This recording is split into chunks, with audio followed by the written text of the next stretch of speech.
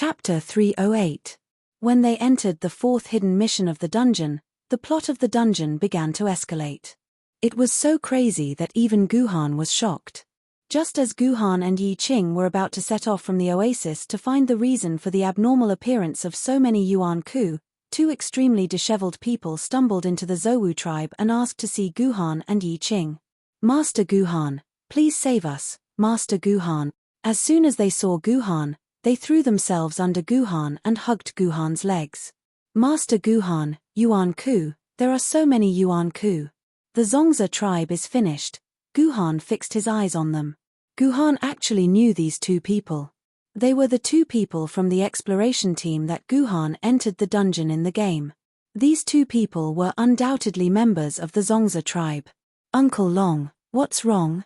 What happened?"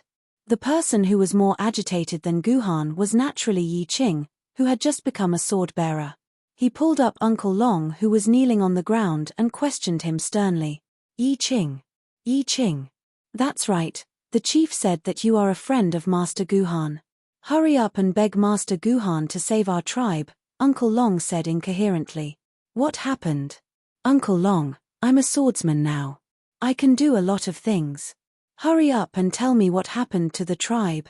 This was the first time Yi Qing had lost his cool. He seemed to have gone crazy. "Yi Qing, there are so many Yuan Huis, all of them are Yuan Huis. Yuan Huis have covered the entire desert. Master Jiyu Han, the chief told us to come find you. Please be merciful and save our Zongzi tribe." The two of them knelt on the ground and pleaded. "Master Guhan, I'm sorry, Yi Qing will leave first." Hearing this, Yi Qing could not stay any longer. He sheathed his white iron sword and immediately fled in the direction of the Zongzi tribe. "Something's wrong." Guhan helplessly shook his head as he watched Yi Qing leave. After all, he was only 17 years old. His mentality was still immature. Guhan seemed to have forgotten that he was only 18 years old. However, Guhan could not allow Yi Qing to rush in recklessly. If something else were to happen, this hidden instance dungeon would likely fail.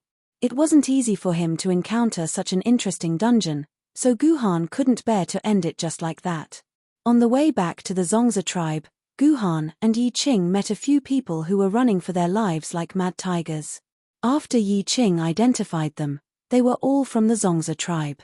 After Yi Qing instructed them to flee to the Bayan tribe, he ran even faster.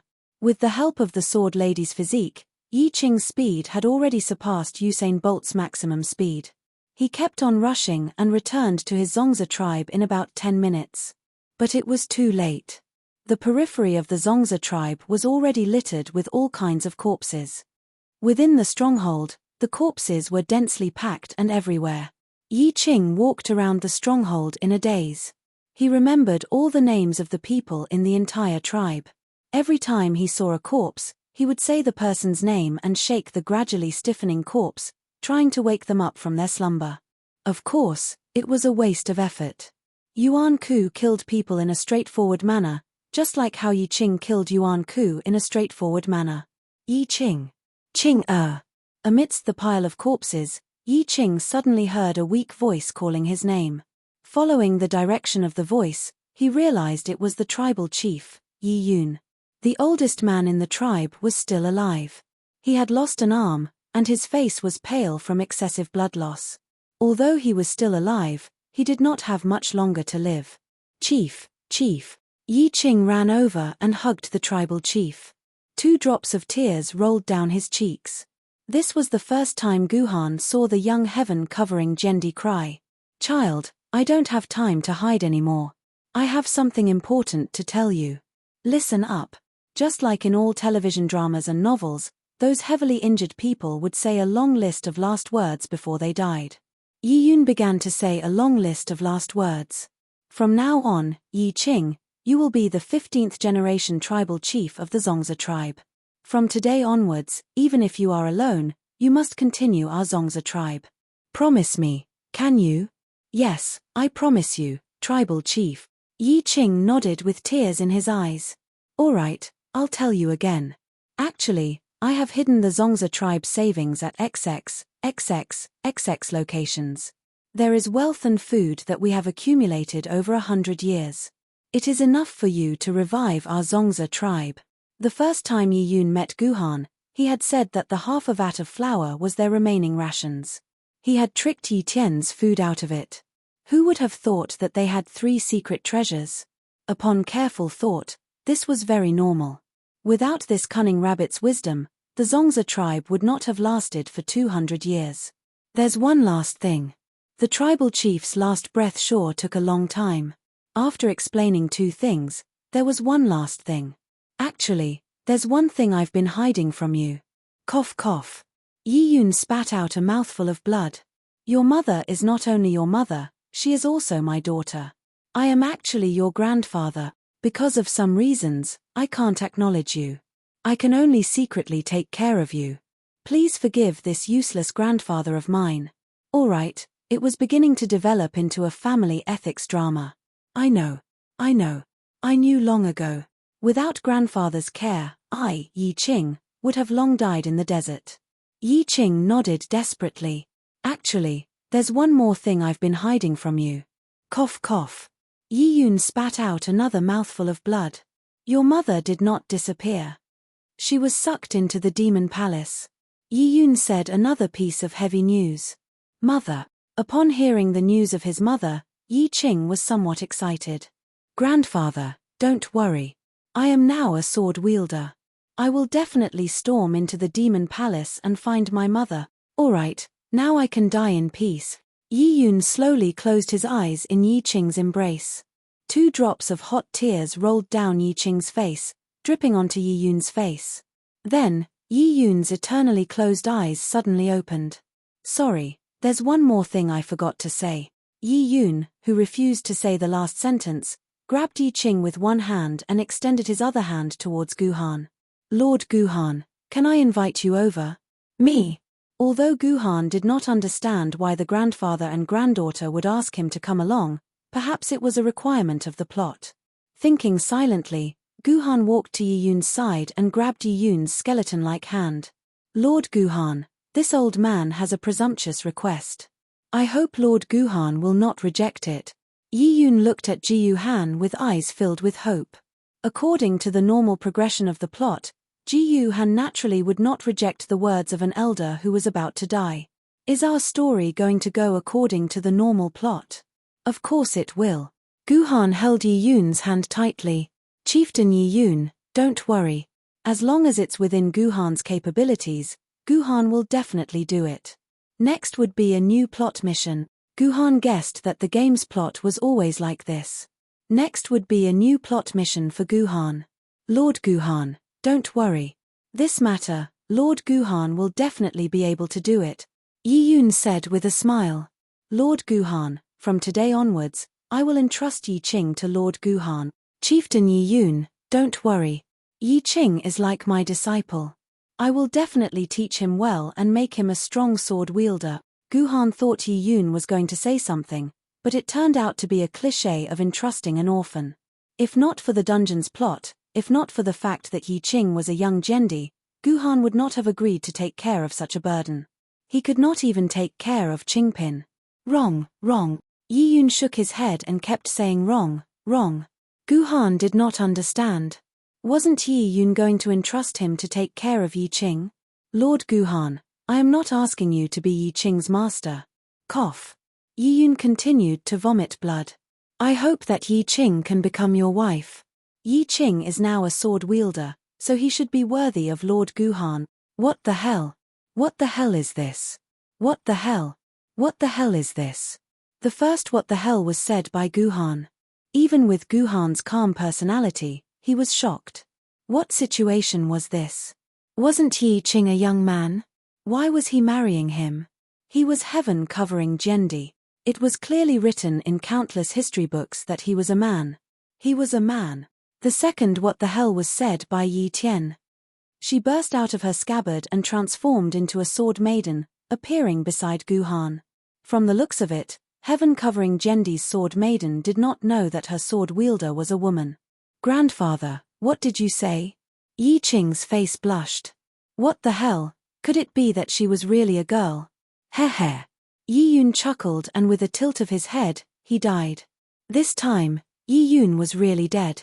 Guhan felt his pulse, and he could not be more dead. Grandfather. While Yi Qing was hugging Yi Yun and crying, Ji Yuhan pulled Yi Tian to a place far enough away.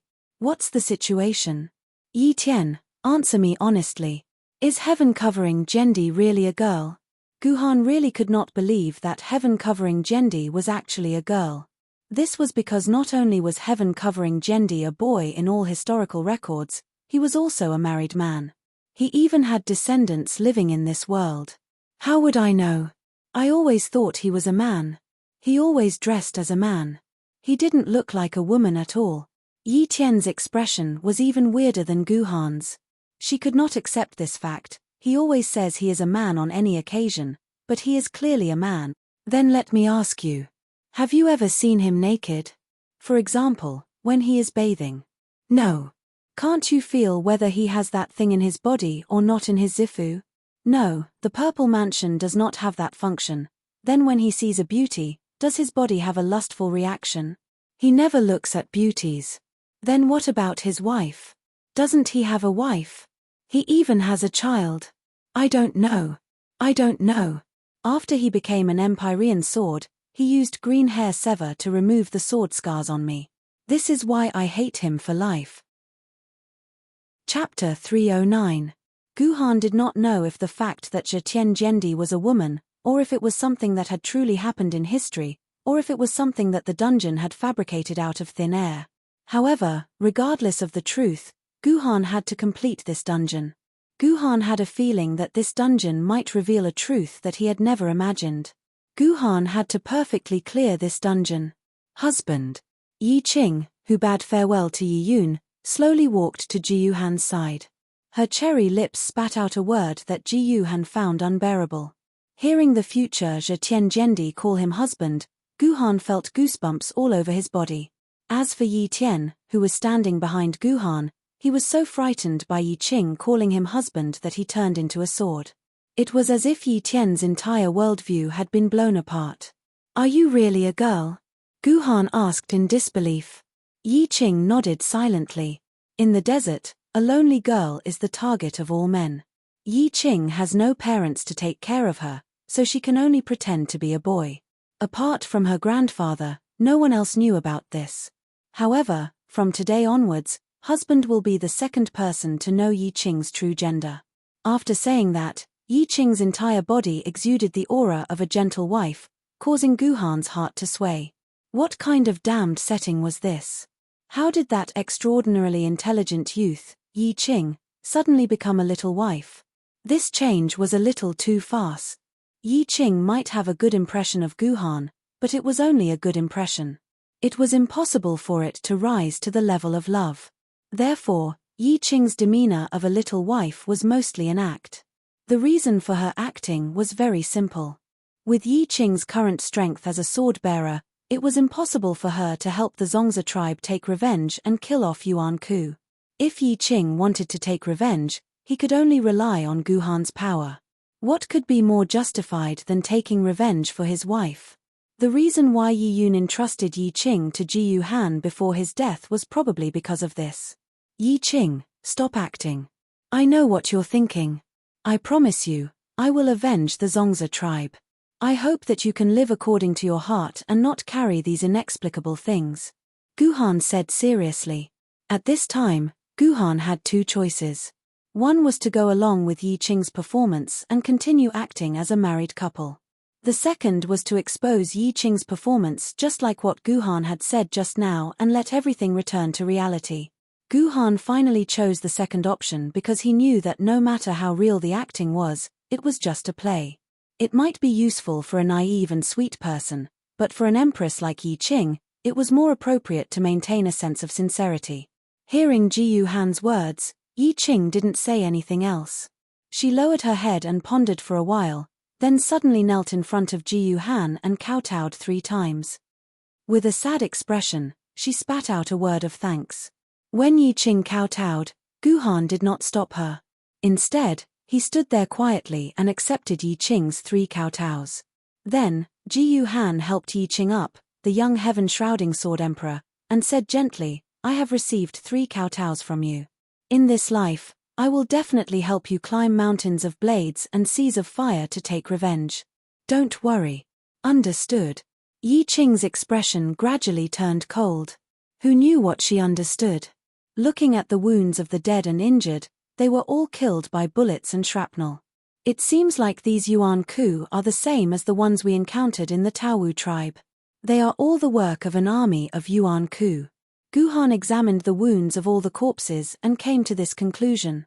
When we arrived, the corpses and blood were constantly flowing out. This means that the time when these Yuan Ku finished the massacre was not far from when we returned.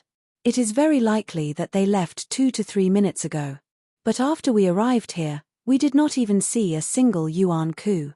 These Yuan Ku should have a means of transportation that can move quickly. Yi Qing followed behind Guhan and analyzed the situation.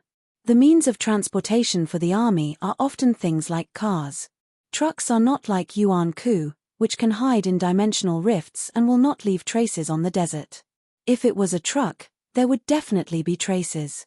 The two of them quickly investigated the surroundings of the stronghold and indeed found shallow tire tracks. They estimated that in a few minutes, these tracks would be covered by the sandstorm. Let's chase after them. Wait, Yi Qing. Don't you want to bury your clansmen's corpses first? Guhan reminded Yi Qing. There's no need. People in the desert will naturally be buried by the sandstorm. This is the will of the heavens. Yi Qing's words were filled with a deep coldness. Regardless of gender, this originally bright and intelligent young man was gradually becoming the cold and emotionless heaven-shrouding sword emperor of the future. The will of the heavens? Guhan sighed inwardly when he heard Yi Qing's words. Yi Qing, do you know that in the future, you will fight your way to the heavenly courts and overturn the entire Eastern immortal world? The will of the heavens is probably nothing to you. Guhan and Yi Qing chased after the intermittent tire tracks as they advanced. Along the way, Guhan and Yi Qing passed by 3 or 4 oases. These oases were where human tribes gathered. Just like the Zongza tribe, these pitiful tribes were all turned into dead zones by Yuan Ku's massacre.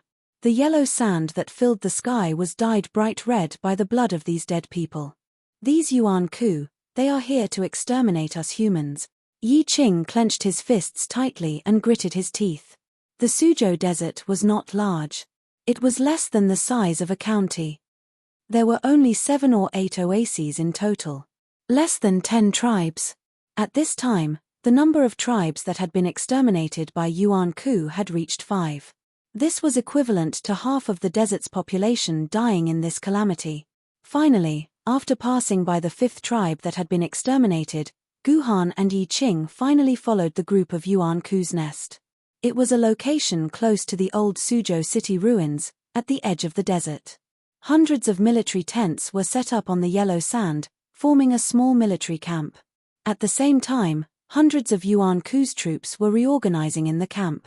These Yuan Kus were the same as the Yuan Kus that had been massacred in the Taowu tribe. They all looked like female high school students and held Mauser 98 rifles in their hands. Looking at their redded appearance, it seemed that they were ready to set off again to attack the next tribe. It's them, they're the ones who killed them all. Yi Qing's voice was a little muffled. Due to his excitement, Yi Qing's voice was trembling uncontrollably. These female high school students were the Yuan Kus that had exterminated the entire Zongza tribe. When Yi Qing saw them, his entire body was trembling with excitement. Just like Guhan, an unforgettable hatred filled every corner of Yi Qing's body. I understand now. They're going to complete the mission that the group we killed didn't complete. They're going to kill all the remaining tribes. At this time, the troops had already boarded the military trucks and began to leave the camp, heading towards their new target. Yi Qing was familiar with the situation in the entire desert. Looking at the direction of the convoy, she knew that they were going to the oasis where the Taowu tribe was located and launch a new attack on the Taowu tribe. That was why she said that. So that's how it is. It seems that they originally planned to annihilate all the tribes from 2 directions at the same time. However, we've already eliminated one of the teams, so the remaining team must take over that team's mission and kill all the remaining tribes. Originally, Yuan Ku's killing and annihilation plan was flawless. Unfortunately, they encountered Guhan and lost almost a company of troops for no reason. The battle plan is very simple. We'll kill this suicidal troop first, then destroy the entire camp. Guhan completed the entire battle plan without hesitation. Because Guhan's combat strength completely crushed the opponent, the entire battle plan did not require any strategy. It was just a simple charge and kill. However, this plan was exactly what Yi Qing liked. She couldn't wait to kill these executioners who had exterminated her tribe with her own hands. "Sir Military Governor, can you not attack first?" Yi Qing hugged Guhan's arm and said coldly, "I like to use my own strength to avenge my tribe, instead of relying on your strength, Sir Guhan." "Sure." Guhan did not refuse. Previously, he killed all the female high school Yuan Ku soldiers to ensure that everyone died in Yi Qing's hands. It was also to complete the dungeon's rating requirement. Now that they had entered the hidden quest, the rating requirement and the SS rating were no longer important. What was important was Yi Qing. Guhan had to take care of Yi Qing's emotions. Moreover, Guhan was extremely interested in Yi Qing's strength. This was one of the strongest Jendi in history. How strong was her combat talent? This was what Guhan was most interested in. Yi Qing and Bai Tai, who were filled with hatred, were lying in ambush on the path that the convoy must pass through. Guhan was not far from Yi Qing, always paying attention to Yi Qing's personal shield. He did not want Yi Qing to die under the siege of these Yuan Ku soldiers. According to Ji Yu Han's original intention, he wanted to stay by Yi Qing's side and watch over her so that he could save Yi Qing immediately. However, Yi Qing refused. Ji Yu Han expressed his understanding and support of her desire to take revenge alone. In any case, no matter how far away they were, a single strand of sword chi would be enough to ensure Yi Qing's safety.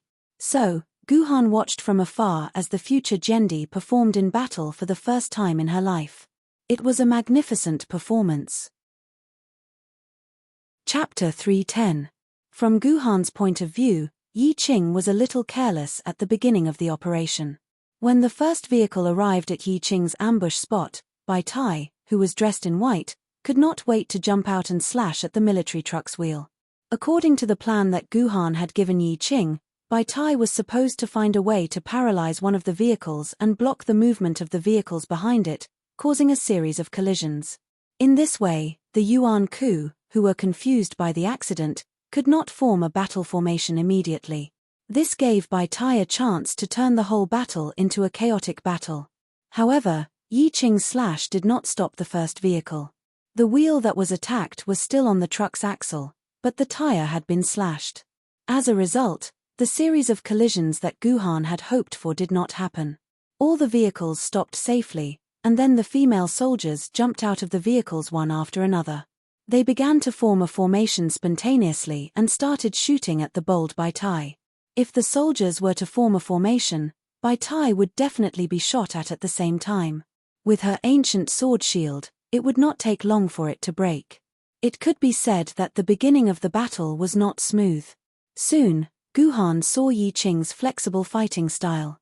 When Yi Qing noticed that the Yuan Ku had begun to form a formation, she immediately ordered Bai Tai to rush to a truck beside her. At this time, there were 5 or 6 female high school students in the truck. Among them, Yuan Ku did not get out. When they saw Bai Tai get in the truck, they immediately picked up their rifles and started shooting at her. Because the shooting distance was very close, Bai Tai took 3 bullets at once. However, the extremely slow firing rate of the Mauser 98 meant that the Yuan Ku could not form an effective net of fire on Bai Tai. Bai Tai easily approached a female high school student soldier. Instead of attacking the female high school student soldier, Bai Tai's sword slashed at the gun in her hand. "Smart," Guhan exclaimed. With Bai Tai's ancient sword level, even if Yi Qing's innate sword element was more than 3,000 points, it would still take about 3 slashes to kill a mouse-level Yuan Ku. However, the guns in their hands could not withstand 3 slashes from Bai Tai. With just 1 slash, the gun in Yuan Ku's hand was directly cut in half. With this method, Bai Tai quickly removed the offensive ability of the Yuan Ku. Without weapons, The female high school students were just simple high school students. They were easily killed by Tai on the truck. However, at the same time that the hunters on the truck were killed, the female high school hunters on the other vehicles had also completed their formation.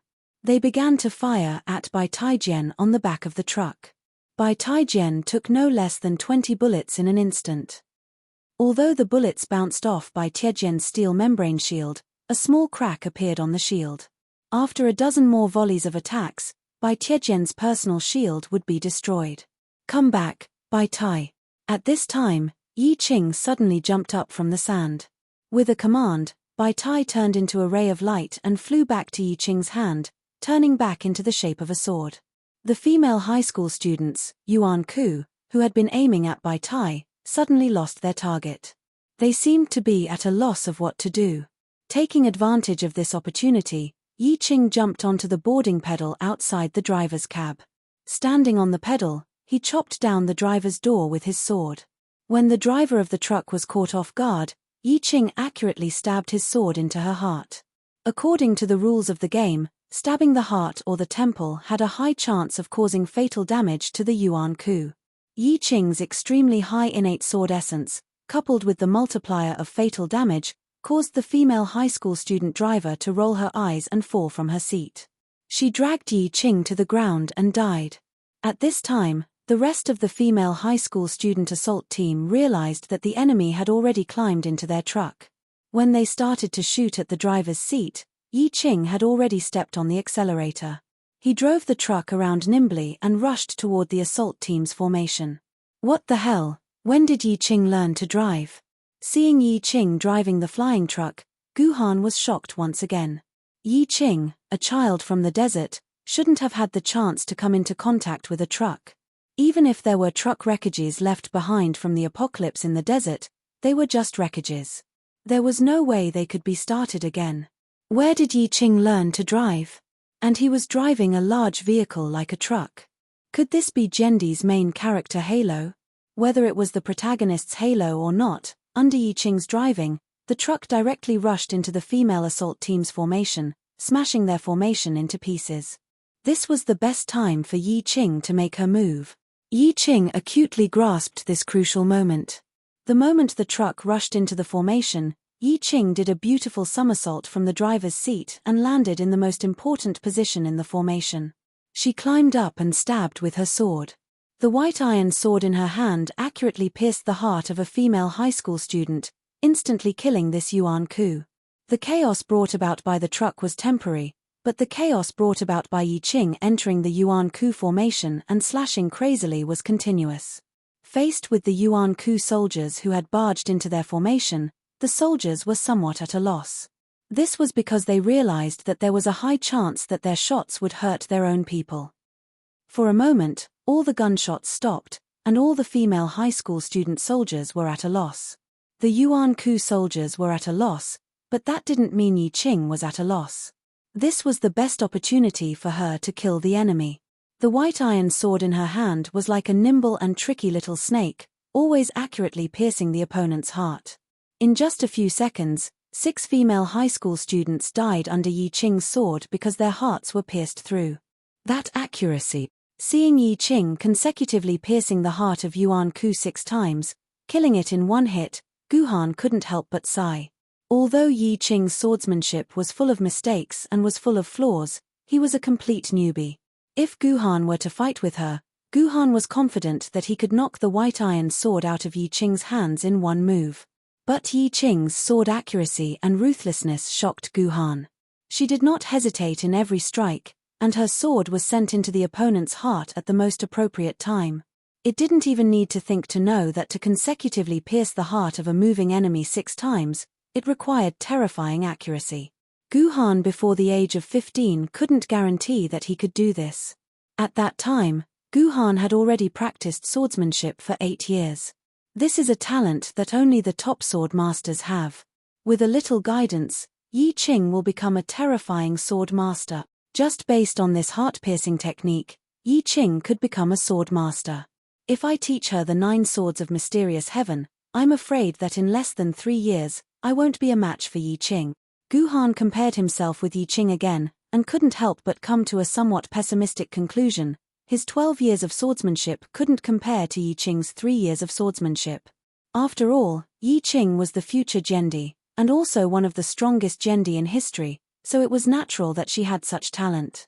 Their attention shifted from Guhan to the battlefield. At this time, all the Yuan Ku soldiers reacted. If they didn't shoot, they could only let the opponent kill them. Their eyes turned red. Regardless of whether it was the soldiers in the distance or close by, they all started to fire wildly at Yi Qing without caring about their teammates. Dang dang dang dang. God knew how many bullets hit Yi Qing's body. Yi Qing's attack technique was not bad, and every move was fatal. However, her ability to dodge the bullets was not good, or she simply did not dodge at all. She could only let the bullets hit her body, and cracks kept increasing on her personal shield. Probably because she estimated that her personal shield would not last much longer, Yi Qing's movements became faster and faster. It seemed that she planned to get rid of all her opponents before her personal shield broke. As Yi Qing's attack speed became faster, more and more female Yuan Ku students were pierced in the heart by Yi Qing. One by one, they fell at Yi Qing's feet.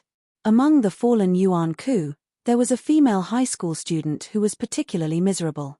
After Yi Qing's white iron sword pierced her heart, it even spun around and stirred her heart into a mass of meat paste.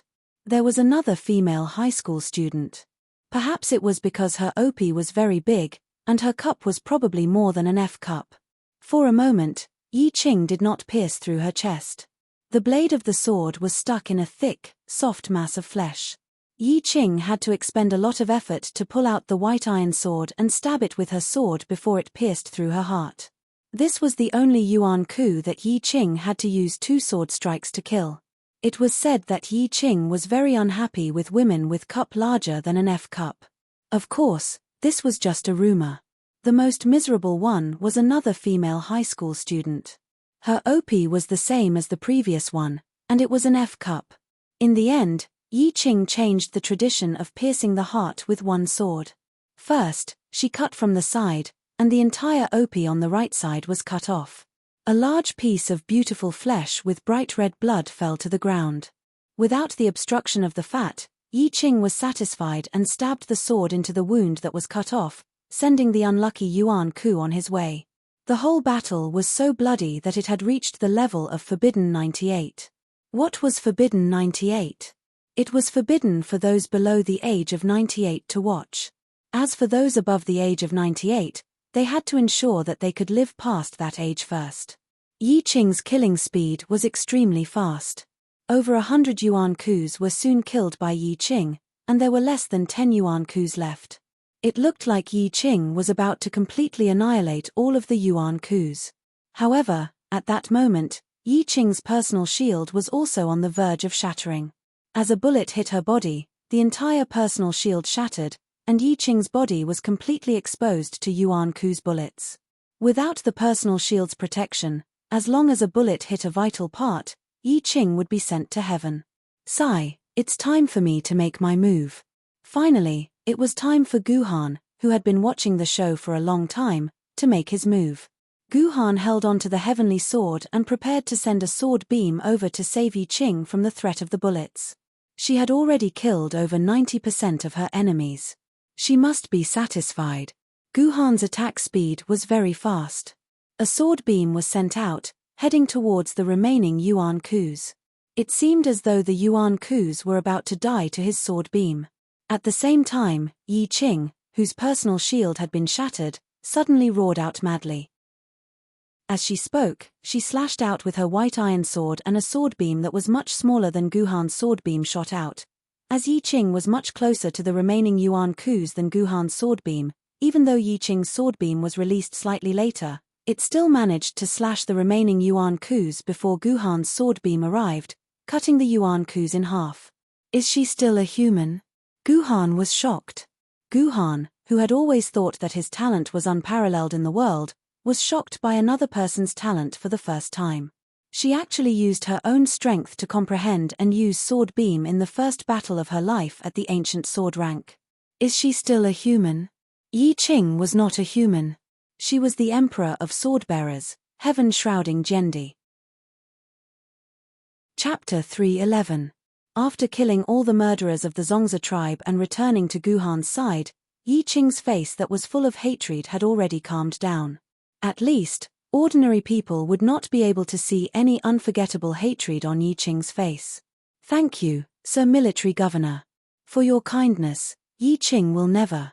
Yi Qing was halfway through his sentence when his eyes rolled back. He seemed to have lost his support and was about to fall to the ground.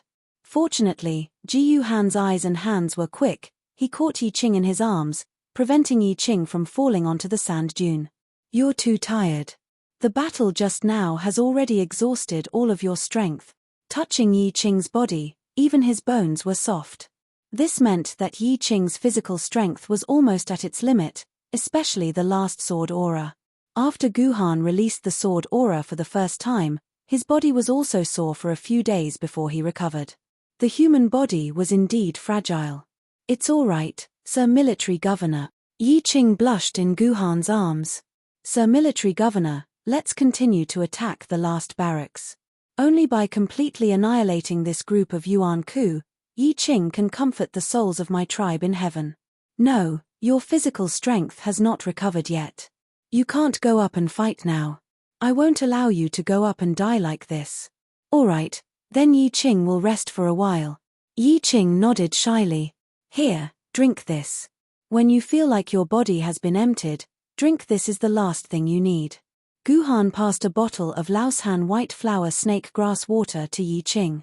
He was not sure if everyone still remembered this thing. It was a good thing that could greatly recover the energy of a sword wielder. It was a godly item that every sword wielder had in their dimensional pocket. Thank you. Yi Qing took the drink shyly, then looked at the mouth of the bottle, a small sip, a small sip. What's wrong? Does it not taste good?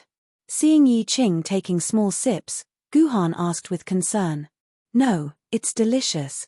It's so good. Yi Qing said with tears in his eyes. Drink more if you like it.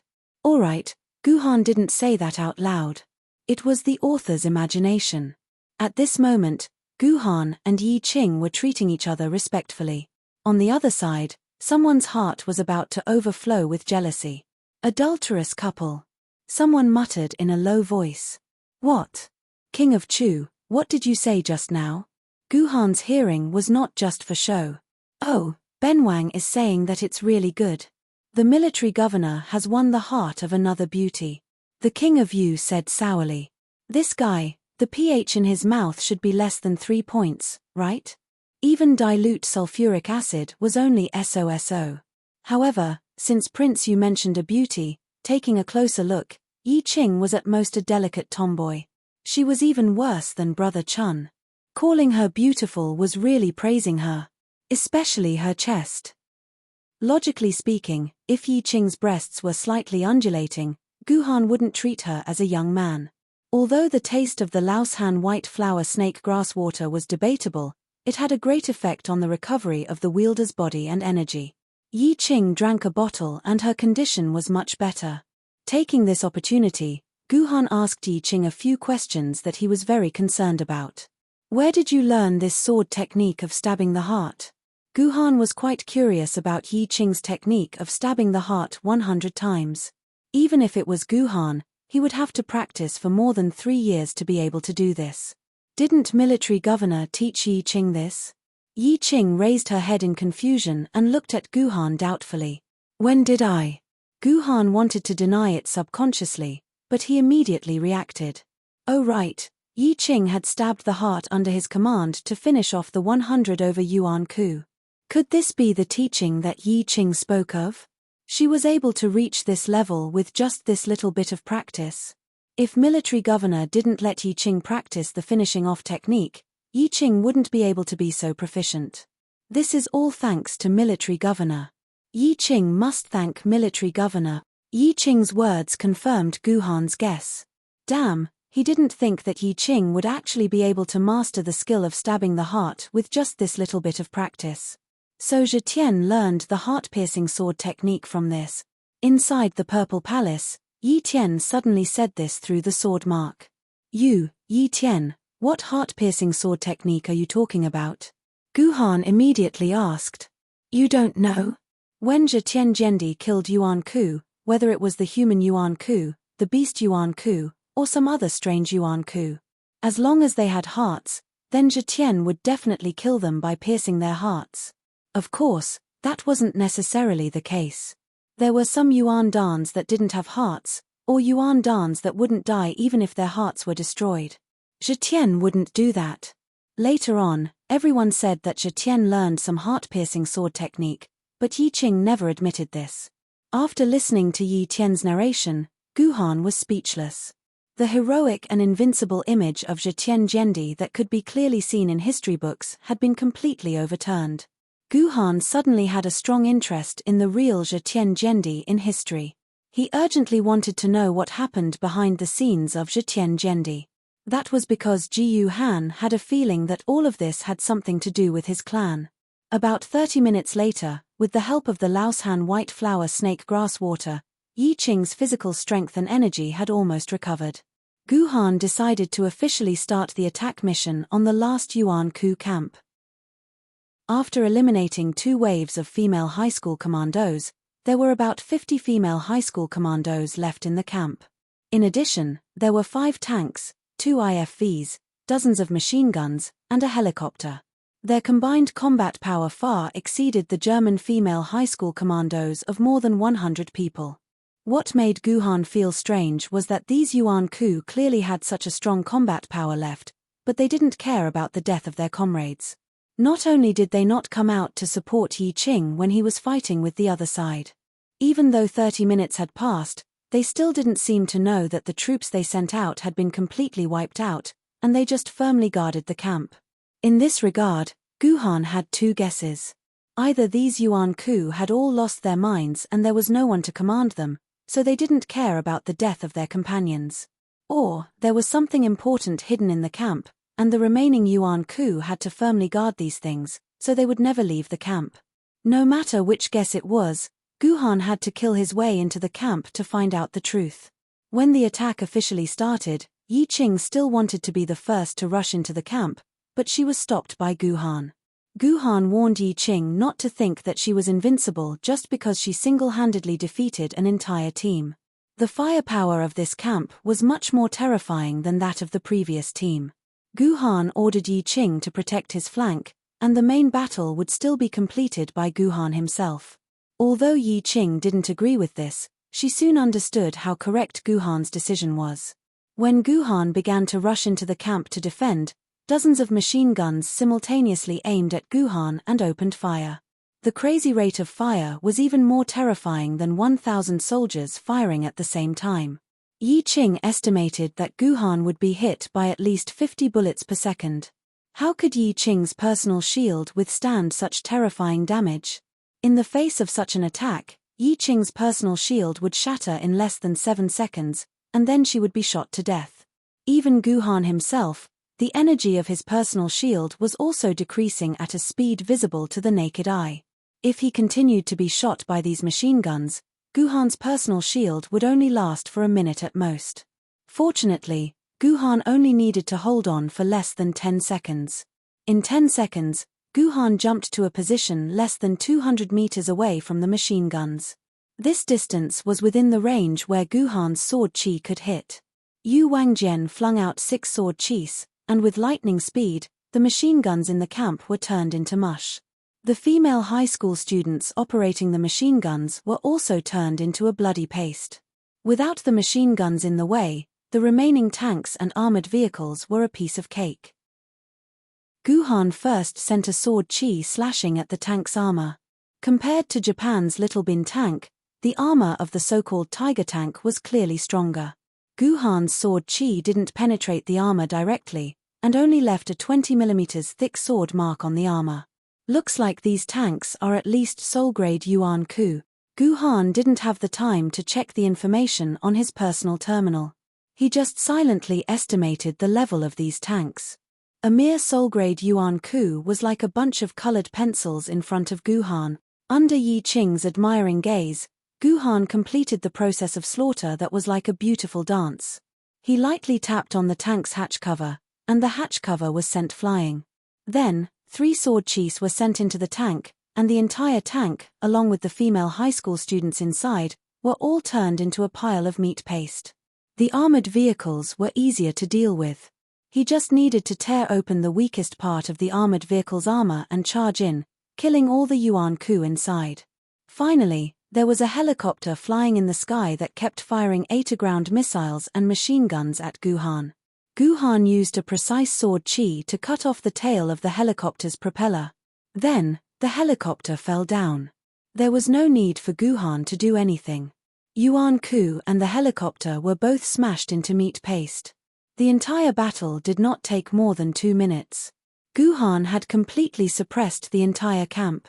Yi Qing was intoxicated by the sight. Such a powerful expert was a man worthy of her, Yi Qing. In the center of the camp, there was a huge tent that was guarded by the camp's last military force, 3 rat tanks and a group of soldiers with machine guns. However, no matter how good the defense was, it was useless. Guhan easily got rid of them. From the tight security, this tent is probably the reason why these Yuan Ku appeared in the desert, Guhan said indifferently. Yi Qing's expression was hesitant and curious. Could it be that the reason for the tribe's destruction was because of the things in this tent? There was nothing much to say. Guhan and Yi Qing walked into this huge tent. There was nothing in the entire tent except for a pitch-black mirror-like crack that was floating in the void. This is a dimensional rift. Guhan immediately recognized that this was the reason why Yuan Ku was brought to this world, a dimensional rift. I have heard of this name before. The old man said that all the Yuan Ku emerged from a dimensional rift. Yi Qing stared at this rift. This was the first time she saw a dimensional rift that brought destruction to the human race. Strange, why are these Yuan Ku guarding this dimensional rift? Yi Qing asked in puzzlement. Very simple. Since ancient times, there is only one reason why Yuan Ku would guard a dimensional rift and kill all the humans around it. Guhan paused for a moment. This means that a universe-class Yuan Ku or above is coming to our world. Universe-class Yuan Ku? Yi Qing was not a legitimate swordsman and had never received swordsman education. She basically had no concept of a universe-class Yuan Ku. Is a universe-class Yuan Ku very powerful? Lord Military Governor, can you defeat them? Fight. Guhan smiled bitterly. I'm afraid we have to escape. Just as Ji Yuhan uttered the word escape, the dimensional rift suddenly blossomed with a pitch-black radiance. Shortly after, a golden-haired young lady clad in pitch-black armor slowly walked out of the dimensional rift. It's you. Guhan was stunned. System notification, mission updated. Mission 4 completed. The reason for Yuan Ku's appearance has been investigated. Universe-class Yuan Ku Artoria Black has appeared in this world. System notification, mission 5, escape, escape. Use all your strength and methods to escape to a safe place. Chapter 312. Let's run. Guhan's decision could not be said to be slow. Since the mission's name was Run, why didn't Guhan escape?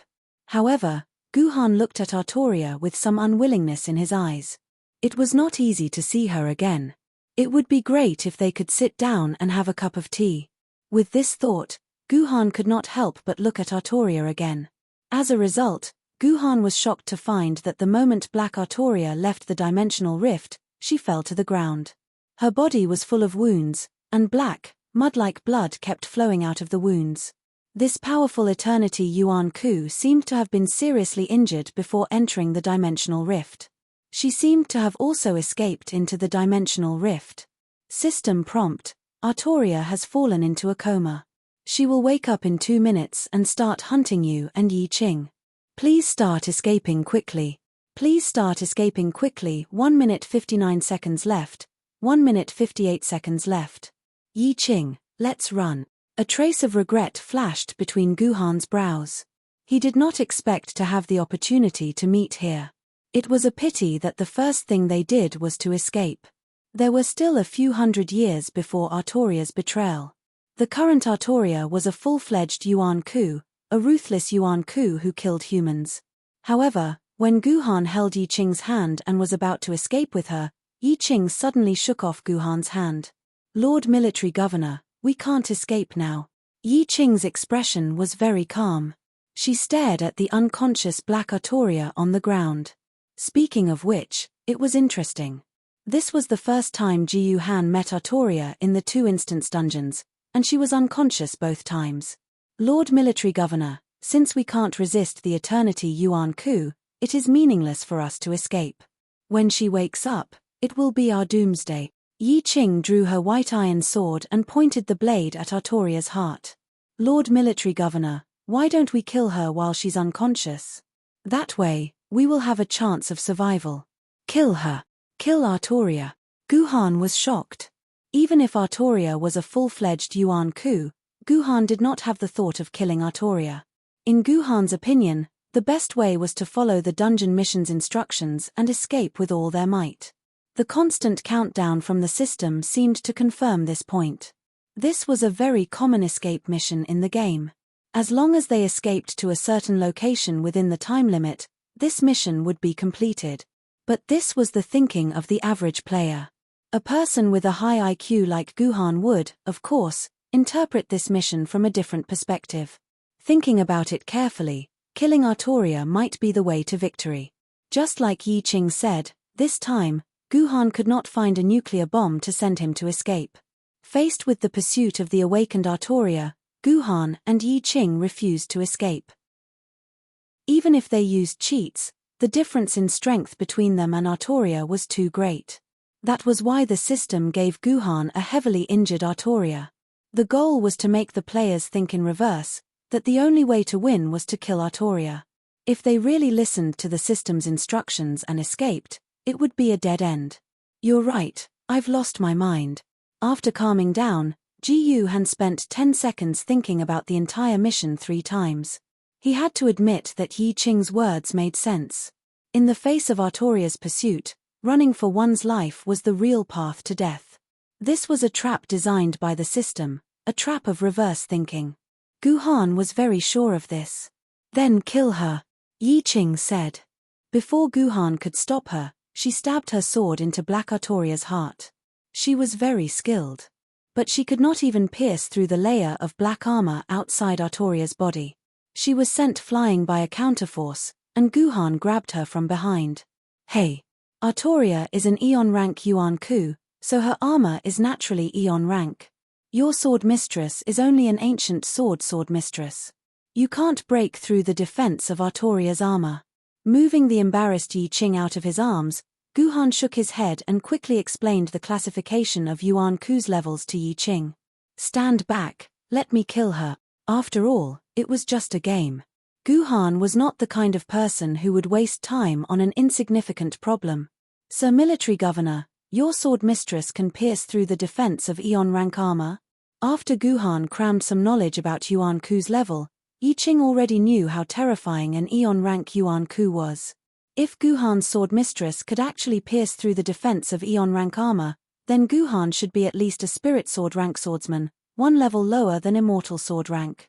Yi Qing judged in his heart, and his guess about Guhan's strength rose by a notch. After becoming a swordsman, Yi Qing had always judged Guhan's strength based on his own strength. It was just like how women always liked to guess how much their boyfriend loved them, and then whether this degree of love was greater than how much they loved him. It was a bit of a tongue twister, but he couldn't understand it, so he didn't care. At first, Yi Qing thought that Guhan was only a little stronger than him, but after seeing Guhan slaughter the German female high school commando team, Yi Qing felt that Guhan's strength should be 5 times his own. When he saw Guhan slaughter the camp's Yuan Ku, Yi Qing secretly increased it from 5 times to 10 times. Now, Yi Qing felt that Guhan might even be 500 times his own, if Guhan could really pierce through the defense of Eon rank armor. Yes, if I can completely unleash the power of Yu King Gojian.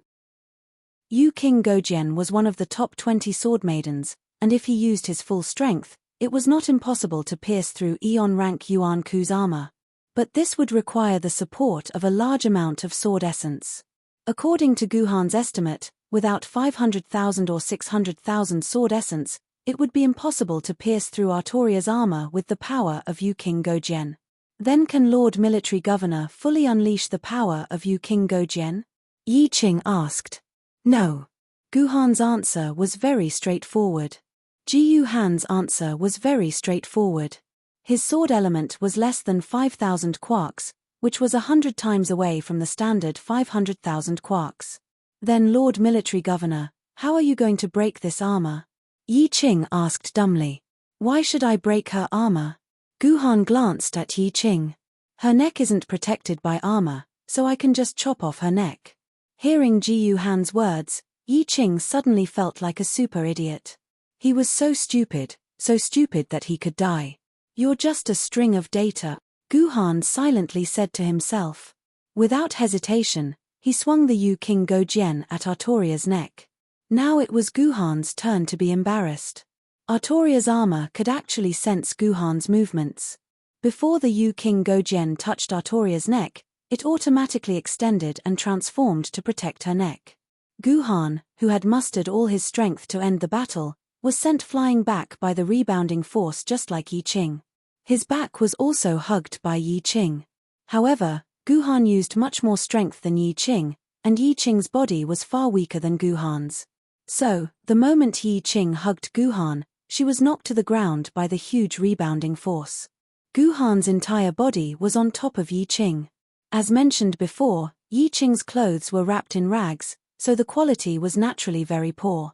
With a tug from Guhan, the clothes were torn into pieces. Most of Yi Qing's upper body was exposed, including her breasts, to Guhan's eyes. Unfortunately, Yi Qing's chest did not have any beautiful scenery to speak of, because Yi Qing's upper did not even have any rise or fall. It was not even as big as Ji Han's. No wonder Ji Han could not recognize that Yi Qing was a girl. It was not Ji Han's fault that his eyes were not good. System notification. 1 minute left until Artoria wakes up. 59 seconds left. Half of the time had passed. There was only 1 minute left. Guhan could not waste precious time on these matters between men and women. Guhan calmly climbed up from Yi Qing's body and took out a change of shirt from his dimensional pocket. He handed it to Yi Qing. Put it on. Don't catch a cold. Okay. Yi Qing also calmly put on the clothes as if she did not care about her exposed body. It seemed that these two would not only become Jendi in the future, but also Best Actor. What do we do now? We can't do anything to Artoria's armor. It took Yi Qing less than a second to put on the clothes. Why don't we run away? It's too late. She will wake up in 1 minute. I'm afraid we won't even be able to leave this camp. Guhan shook his head. Hearing Guhan's words, Yi Qing was confused. How did Guhan know that she would wake up in 1 minute? Did someone whisper into Guhan's ear that Artoria would wake up in 1 minute? 55 seconds left. 54 seconds left. The system's voice continued to ring in Guhan's ear. It told Guhan that time was of the essence and he had to make a decision quickly. I know. Guhan's eyes flashed with surprise. I know how to deal with this armor. What is it? Yi Qing asked hurriedly. It's simple. Just take off this armor. Guhan's voice was like a heavy bell in the middle of the night, exploding in Yi Qing's ears. This was a method that only a wise person could think of. That's right. Since I can't pierce through this armor, I can just take it off. Chapter 313. Although Artoria Black's armor was very tight and sturdy, it didn't mean that she couldn't take it off. Otherwise, how could Artoria Black get up there? If she wore it, she could take it off. Thinking about it, this seemed to be the second time Guhan had taken off Artoria's clothes.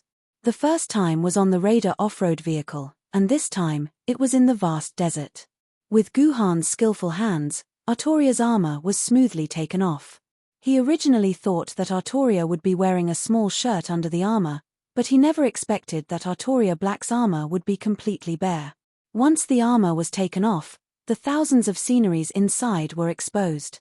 Pervert Guhan, stinking pervert. Pervert Guhan, stinking pervert. Pervert Military Governor, stinking pervert. At the same time, 3 similar voices entered Guhan's ears. They were Yi Tian, Yu Wang, and Yi Qing's voices. Seeing Guhan strip Artoria, all the women present condemned Guhan in unison. Guhan didn't care about it. You can say whatever you want, I won't lose a piece of flesh. Seeing Artoria's naked body for the second time, Guhan was still restless. The sword aura of the 3 green lotus swords kept surging out, attacking Guhan's nerves, trying to turn Guhan into a wolf on the spot and F*ck Artoria. Compared to the last time he saw Artoria's naked body, the situation was getting worse and worse. The first time, Guhan's little brother didn't listen to his command, but this time, Guhan was about to turn into a wolf and F*ck Artoria. Yi Qing watched calmly as Ji Han groped Artoria's body. Her expression was very calm, especially when she saw Artoria's breasts that were a few cup sizes bigger than hers. She appeared especially calm. I'm just malnourished, Yi Qing suddenly said to herself. Unfortunately, this was not convincing. System notification: 5 seconds left until Artoria wakes up. 4 seconds left. It took a lot of time to take off that armor, and it took a lot of time to overcome his desire to turn into a wolf. There was no more time for Guhan to waste. He had to kill Artoria decisively. Guhan was never an indecisive person, so he pulled out his Yu King Gojian sword and closed his eyes. The blade of the Yu King Gojian sword pierced through Artoria's chest and through her heart. To be safe, Guhan released 10 rays of sword aura into Artoria's body.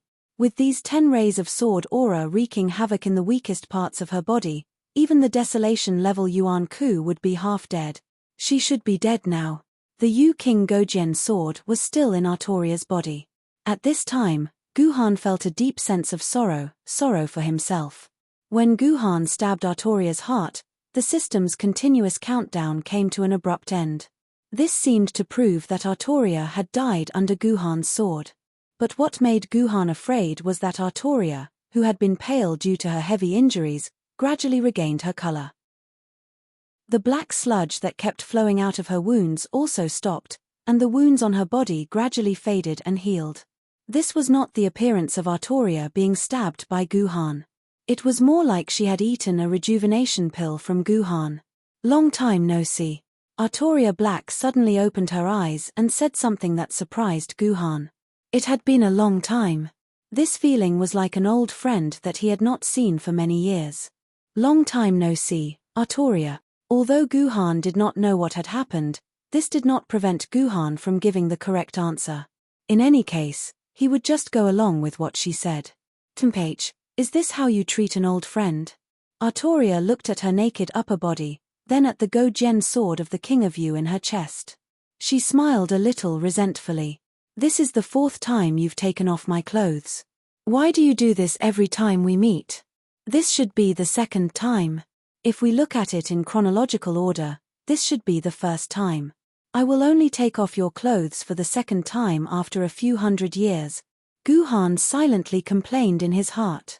Although Artoria's words were inexplicable and did not make sense, Guhan's intuition told him that Artoria was not lying. He seemed to have really taken off her clothes 4 times. Put away your sword. If you are not afraid of being contaminated by the filth in my body, you can always stay in my body. I don't mind. Put away your sword. If you are not afraid of being contaminated by the filth in my body, you can always stay in my body. I don't mind. Artoria's tone and the pair of opis swaying merrily as she spoke made her look more and more like a disgruntled wife. Why did it feel like this character was about to collapse? Okay. What else could Ji Han say? He could only pull his sword out of Artoria's body. At this time, Artoria had fully recovered her combat strength. Even 10,000 Ji Hans were no match for her.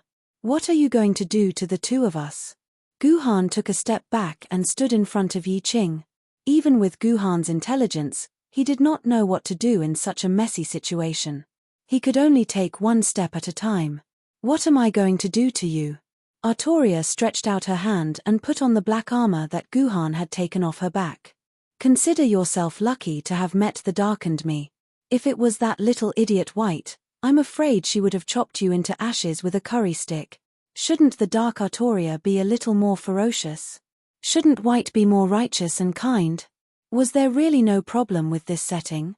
Wouldn't Artoria's character be ruined? Alright, don't mind the complaints above. It has nothing to do with the plot. Let's continue watching. Guhan, let me ask you. Have you been to Chongyang Mountain? Artoria, who had put on the armor again, looked valiant and heroic. There was also a hint of mystery and darkness in her aura. The feeling of a disgruntled wife had completely disappeared. Chongyang Mountain? Guhan remembered that Chongyang Mountain was located in the ancient Gansu province of Huaxia. It was too far away from Yangjing City and Yuzhang City. It was completely Yuan Ku's territory. Other than a few sword-bearers, there would probably be no other humans there. Up until now, the furthest Guhan had been to was the Mailing mountain range outside Yuzhang City. Other than that, he had never left Yuzhang City. Guhan had never been to a place like Chongyang Mountain, the hinterland of Yuan Ku. A mere sword-bearer like him would be seeking death if he went there. Looks like you haven't been there. Artoria Black shook her head helplessly. She stretched out her right hand, and the sword of the lake appeared in her hand. She pointed the blade at Guhan's heart. Ji Han, since you stabbed me with your sword, I'll return the favor with a sword. As soon as Artoria Black finished speaking, Guhan had goosebumps all over his body. Without another word, he immediately lunged backward, hugged Yi Qing, and the two of them fell directly onto the sand. 1/10 of a second after Guhan lunged forward, a pitch-black sword aura shot out from the sword of the lake. It passed right through the spot where Guhan's heart had been. The sword aura finally hit the sand and exploded with a loud noise that sounded like hundreds of thunder. This sword aura is enough to break through my personal shield more than 10 times. Guhan, who was lying on the ground, made this judgment based on the sound of the sword aura explosion. Artoria was not joking with Guhan. She was serious. Guhan, the next sword aura will be fired in 20 seconds. You know what to do next, right? Artoria said cheerfully. Unfortunately, Guhan could not be happy. Although he did not know what Artoria was playing at, there was no doubt that it was time for him to escape. Guhan grabbed Yi Qing's wrist and ran. If he had known that he would have to escape in the end, Guhan would not have wanted to kill Artoria. What was she hiding? Guhan silently counted the time in his heart. When it was almost 20 seconds, Guhan grabbed Yi Qing and rolled sideways. Then the spot where Guhan had just been exploded. Artoria was very punctual. She said 20 seconds, and it was 20 seconds, not a second more, not a second less. Guhan ran madly with Yi Qing. Although he had successfully dodged 3 of Artoria's terrifying sword auras, each dodge consumed a lot of his stamina and concentration. After the third dodge, Guhan was sweating profusely, as if he was about to collapse. I can dodge 2 more times at most. After that, my stamina will be completely exhausted. Guhan sensed the condition of his body and made a very bad judgment. He only had 2 more dodges left. In less than 40 seconds, how far could Guhan run? Where could he run to? This was a problem that Guhan had to solve. Otherwise, he would be killed by Artoria's sword auras and leave the dungeon in failure. If that happened, Guhan would have to quit the game for 3 days. Yaoguang would also be at a loss for the quest. I can't let this happen. Guhan began to look around frantically, looking for a chance to escape. At this time, a truck parked by the road attracted Guhan's attention. It was the military truck left behind by Yuan Ku. Yi Qing, you know how to drive a truck, right? Guhan asked as he ran to the truck. A little, but not proficient enough. Of course Yi Qing knew how to drive. Don't forget how she dealt with the German female commando team an hour ago. Okay, let's get in. Guhan jumped into the driver's seat and placed Yi Qing in the driver's seat. Listen, you'll drive later. When I tell you to turn in that direction. Do you understand? Chapter 314. In the desolate desert, a military truck was speeding along at a speed that was almost the limit of its life. Every 20 seconds, the truck that was originally going straight would make a strange sharp turn, and as the vehicle turned, there would be a huge explosion on the road it was originally moving on, just like a roadside bomb attack. The culprit of the explosion floated leisurely above the truck. After a few seconds, he casually threw out a stream of sword qi in the path that the truck had to pass through. Fortunately, Guhan and Yi Qing cooperated very well in the driver's seat. Every time the 20 seconds were about to end, Guhan would quickly give Yi Qing the command to turn, and then Yi Qing would make a dangerous turn the moment Guhan gave the command, avoiding the sword energy attack that fell from the sky.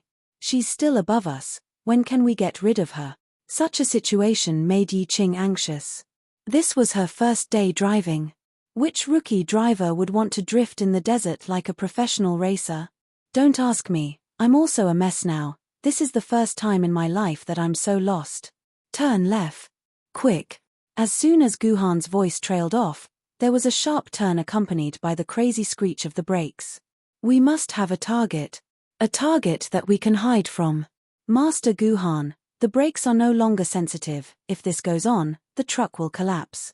Although Yi Qing did not know much about cars, the feeling of stepping on the brakes could not deceive her. At this time, the sensitivity of the brakes was far less than before.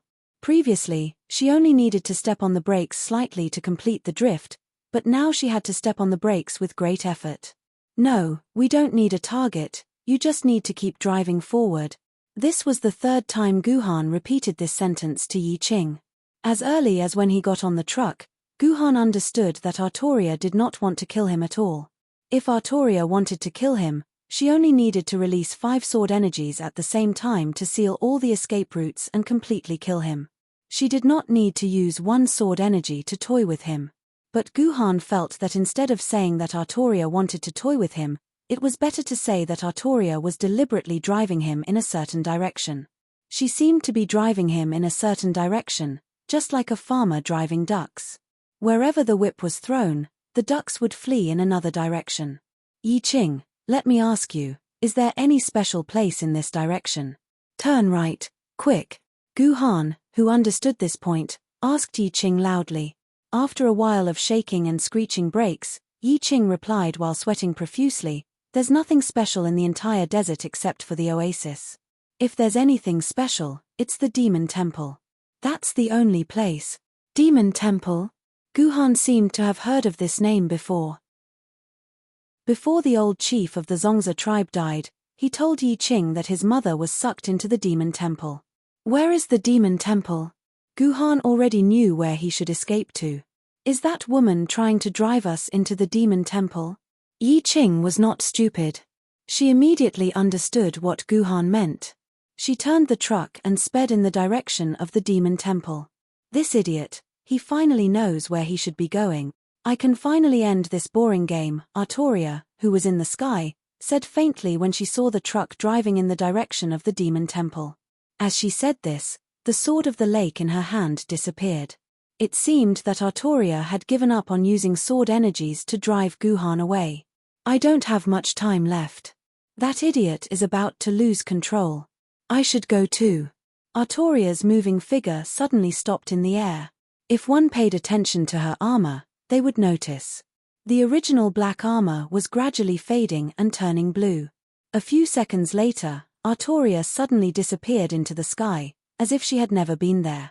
This is the Demon Temple. It looks identical to the Sphinx in the historical records. Standing in the middle of the desert, there was a building with a Sphinx lying on the ground that was especially eye-catching. This was the forbidden ground for all humans in the desert, the Sphinx. Every time a human tries to approach this place, the Sphinx will open its mouth and suck the approaching human into its mouth, just like my mother. According to Yi Qing, the mother that Yi Qing spoke of had been sucked into the Sphinx's mouth after she went crazy when she approached the Demon Temple. Hence, when Yi Yun talked about the temple, there was a hint of sadness in his words, as well as a hint of anticipation. What was she looking forward to? She was looking forward to seeing her mother again, even if it was a corpse. Let's go in. Guhan took a deep breath and ordered Yi Qing, drive in the direction of the temple. We have to prepare to enter the temple. No, we can't. The temple is too dangerous. Yi Qing immediately refused. No matter how dangerous it can't be more dangerous than the universe-ranked Yuan Ku above us. Trust me, drive in. Since Artoria is trying so hard to get me to enter the temple, I will go in and see what's so mysterious inside. Yes, Lord Military Governor. Yi Qing did not speak further. She held the steering wheel tightly and sped straight in the direction of the Sphinx. Sure enough, when Guhan and Yi Qing were about 500 meters away from the Demon Temple, the Sphinx's mouth suddenly opened up and down. A suction force that was like a Category 12 tornado spewed out from its mouth, sucking the entire truck into its stomach. Then, the Sphinx shut its mouth tightly, as if nothing had happened just now. Climbing out of the wreckage of the truck, Guhan looked around and found himself in a hall. It was a hall the size of a basketball court. The ground, roof, and surrounding walls of the hall were all painted with various ancient Egyptian-style murals. In each of the 8 directions of the hall, there was a statue of a dog-headed man. These dog-headed men were holding a bloody head in their hands, and there was a lampwick as thick as a hemp rope standing on the top of the skull. The 8 wicks were all lit up, illuminating the surroundings in a hazy manner. It was just like the hazy lights on the roadside before the apocalypse, and the little foot massage shops were written on the signs. It was not known if these lampwicks were always lit, or if they were lit the moment Guhan entered the hall. While Guhan was looking around, Yi Qing also climbed out of the wreckage. Because she was sitting in the driver's seat, there were a lot of things made of steel. When she fell, some sharp things scratched Yi Qing's left calf, leaving a bloody wound that was 150 millimeters long. "You're hurt." When Ji Han saw this wound, he immediately took out his gold saw medicine from his dimensional pocket. Before he could hand it to Yi Qing, he heard Yi Qing cry out for his mother as he frantically pounced towards a skeleton in the corner of the wall not far from him. The skeleton that Yi Qing was hugging was not the only one in the hall. Guhan roughly estimated that there were more than 200 bones scattered everywhere in the hall. It seemed that all the unlucky guys who had been sucked into the demon temple over the past 100 years were here. Guhan walked to the side of Yi Qing, who was hugging the skeleton and crying softly. Guhan noticed that there was a very exquisite diamond necklace hanging on the neck of the skeleton. It was very unique. It was probably because of this necklace that Yi Qing recognized that this was her mother's skeleton. At this time, the best thing to do was not to comfort Yi Qing, nor to make her happy, but to shut his mouth and let Yi Qing pour out her sorrow alone. So, Guhan stood silently beside Yi Qing and watched her cry. In fact, Yi Qing did not cry for too long. How could the future Jendi not be able to control and restrain his emotions? After a few minutes, Yi Qing wiped her tears and stood up. "Admiral, do you have any dry branches or other flammable things on you?" Yi Qing whispered, "I can't let my mother stay here forever. I want to cremate her and bring her back to the surface for burial." Hearing Yi Qing mention sparks, Guhan could not help but think of his parents and the ashes that had exploded. His heart was abnormally sad, and he could also understand the pain in Yi Qing's heart. "I don't have anything flammable on me." Guhan patted Yi Qing's back, "but we can use what we can." Guhan took out a fuel tank from the wreckage of the truck that had turned into scrap metal and poured the gasoline inside on the skeleton of Yi Qing's mother. Then, he used an iron rod that was dipped in gasoline to ignite a flame from the kobold's oil lamp and threw it on the skeleton. In an instant, the skeleton was set ablaze. The bright red light of the fire shone on Yi Qing's face, making her face look especially pale. After the skeleton turned into ashes, Guhan very considerately took out 3 kvass bottles from his dimensional pocket, twisted open the bottle cap, and directly poured the wine on the ground. "Damn, Guhan, what are you trying to do to my kvass?" Yi Tian was anxious. Seeing that his treasure was being ruined just like that, he shouted through the sword mark with a heartache. "I don't have a choice. I have to find something to store the ashes in," Guhan replied. "Then can't you let me out and let me drink all this wine? That's too wasteful." Ji Han ignored the heaven-leaning turtle's grumbling and handed all the empty wine bottles to Yi Qing. Yi Qing looked at Ji Han gratefully before starting to collect the steaming hot ashes on the ground. Actually, he also collected quite a bit of pure dust into it. When the 3 wine bottles were almost full, Yi Qing suddenly picked up a shiny object from the remains of the ashes in surprise. "Admiral, why can't this be burned off? Mother loved this the most, I wanted to burn it for her too."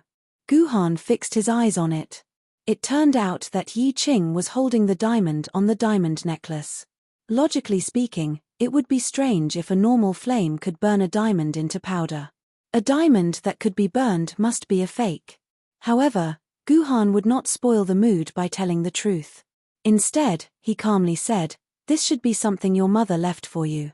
I hope you can continue to pass it on. There was a saying, which school is the best at picking up girls? Look for Guhan from Yuzhong University. Damn it, it doesn't rhyme.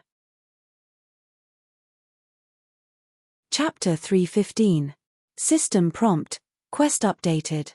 Quest 5 has been completed. You have entered the Demon Temple of Anquan.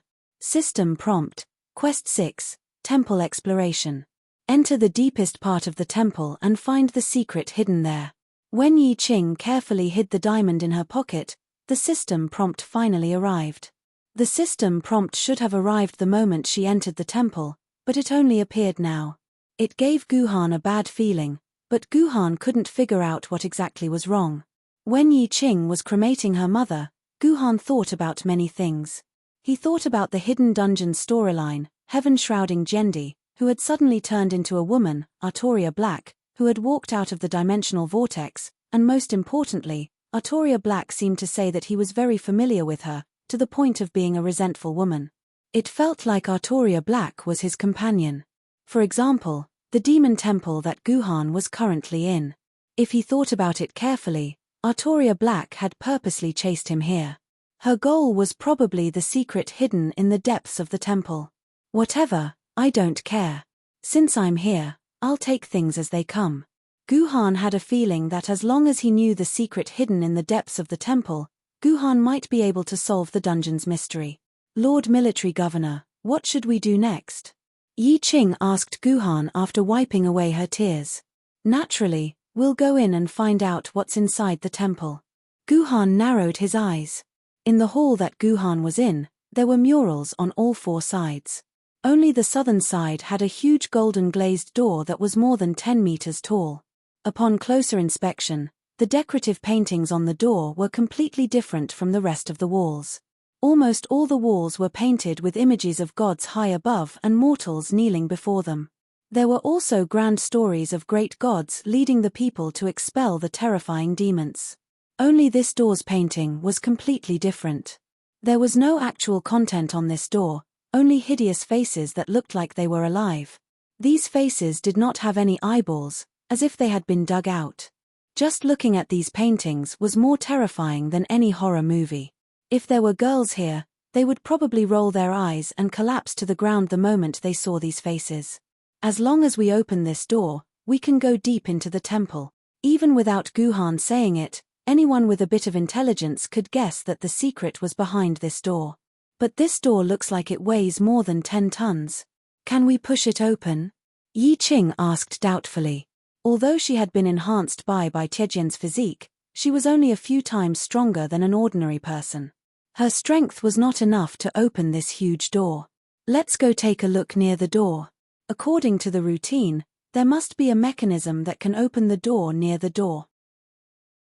Ji Yuhan knew very well that it was impossible for such a tall door to not be able to be opened.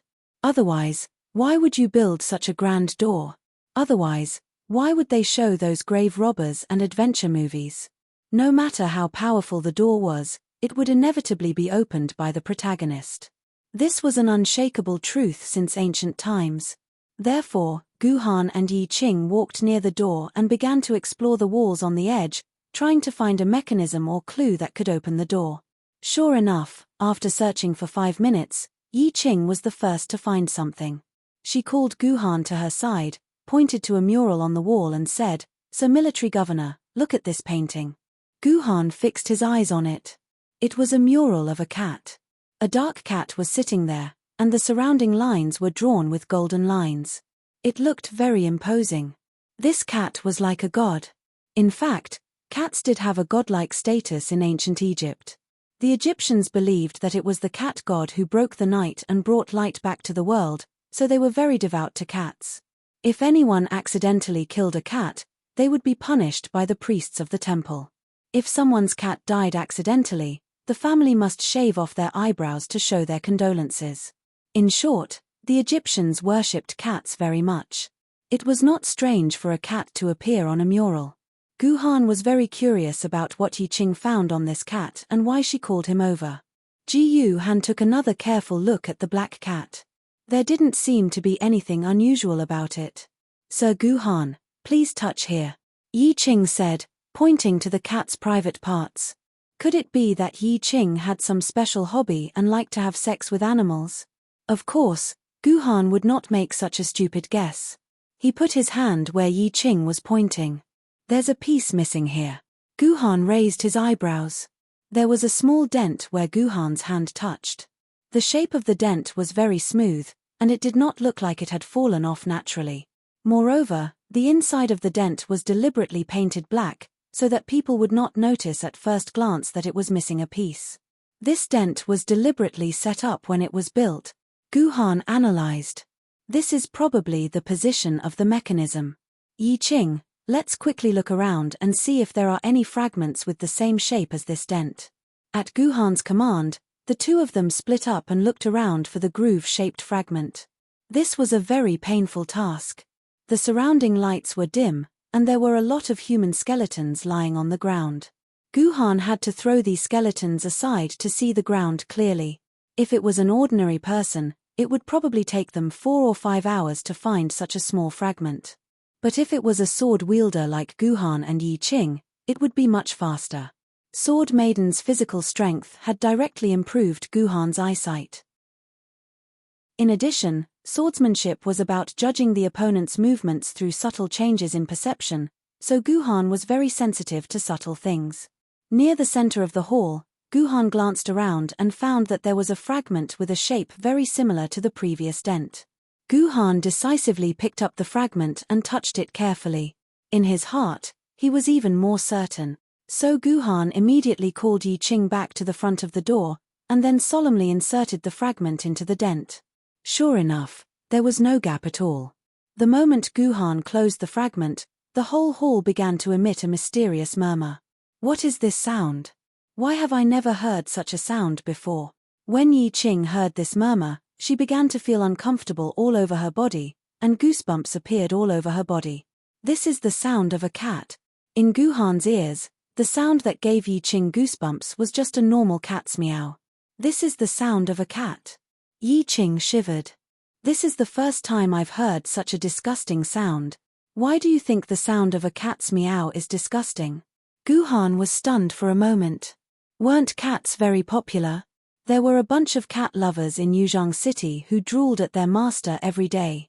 Well, that was not the point at all. Bold human, how dare you say that the great cat goddess is disgusting? At this time, a sharp voice suddenly came out.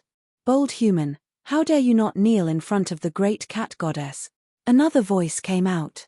Jiyu Han and Yi Qing looked in the direction of the sound and found that 2 strange creatures had appeared on both sides of the door. On the bodies of humans, there was a cat's head. Are these orcs? When Guhan saw these 2 strange creatures, he immediately thought of the many orcs in Yuan-ku, such as dogs, lions, leopards, snakes.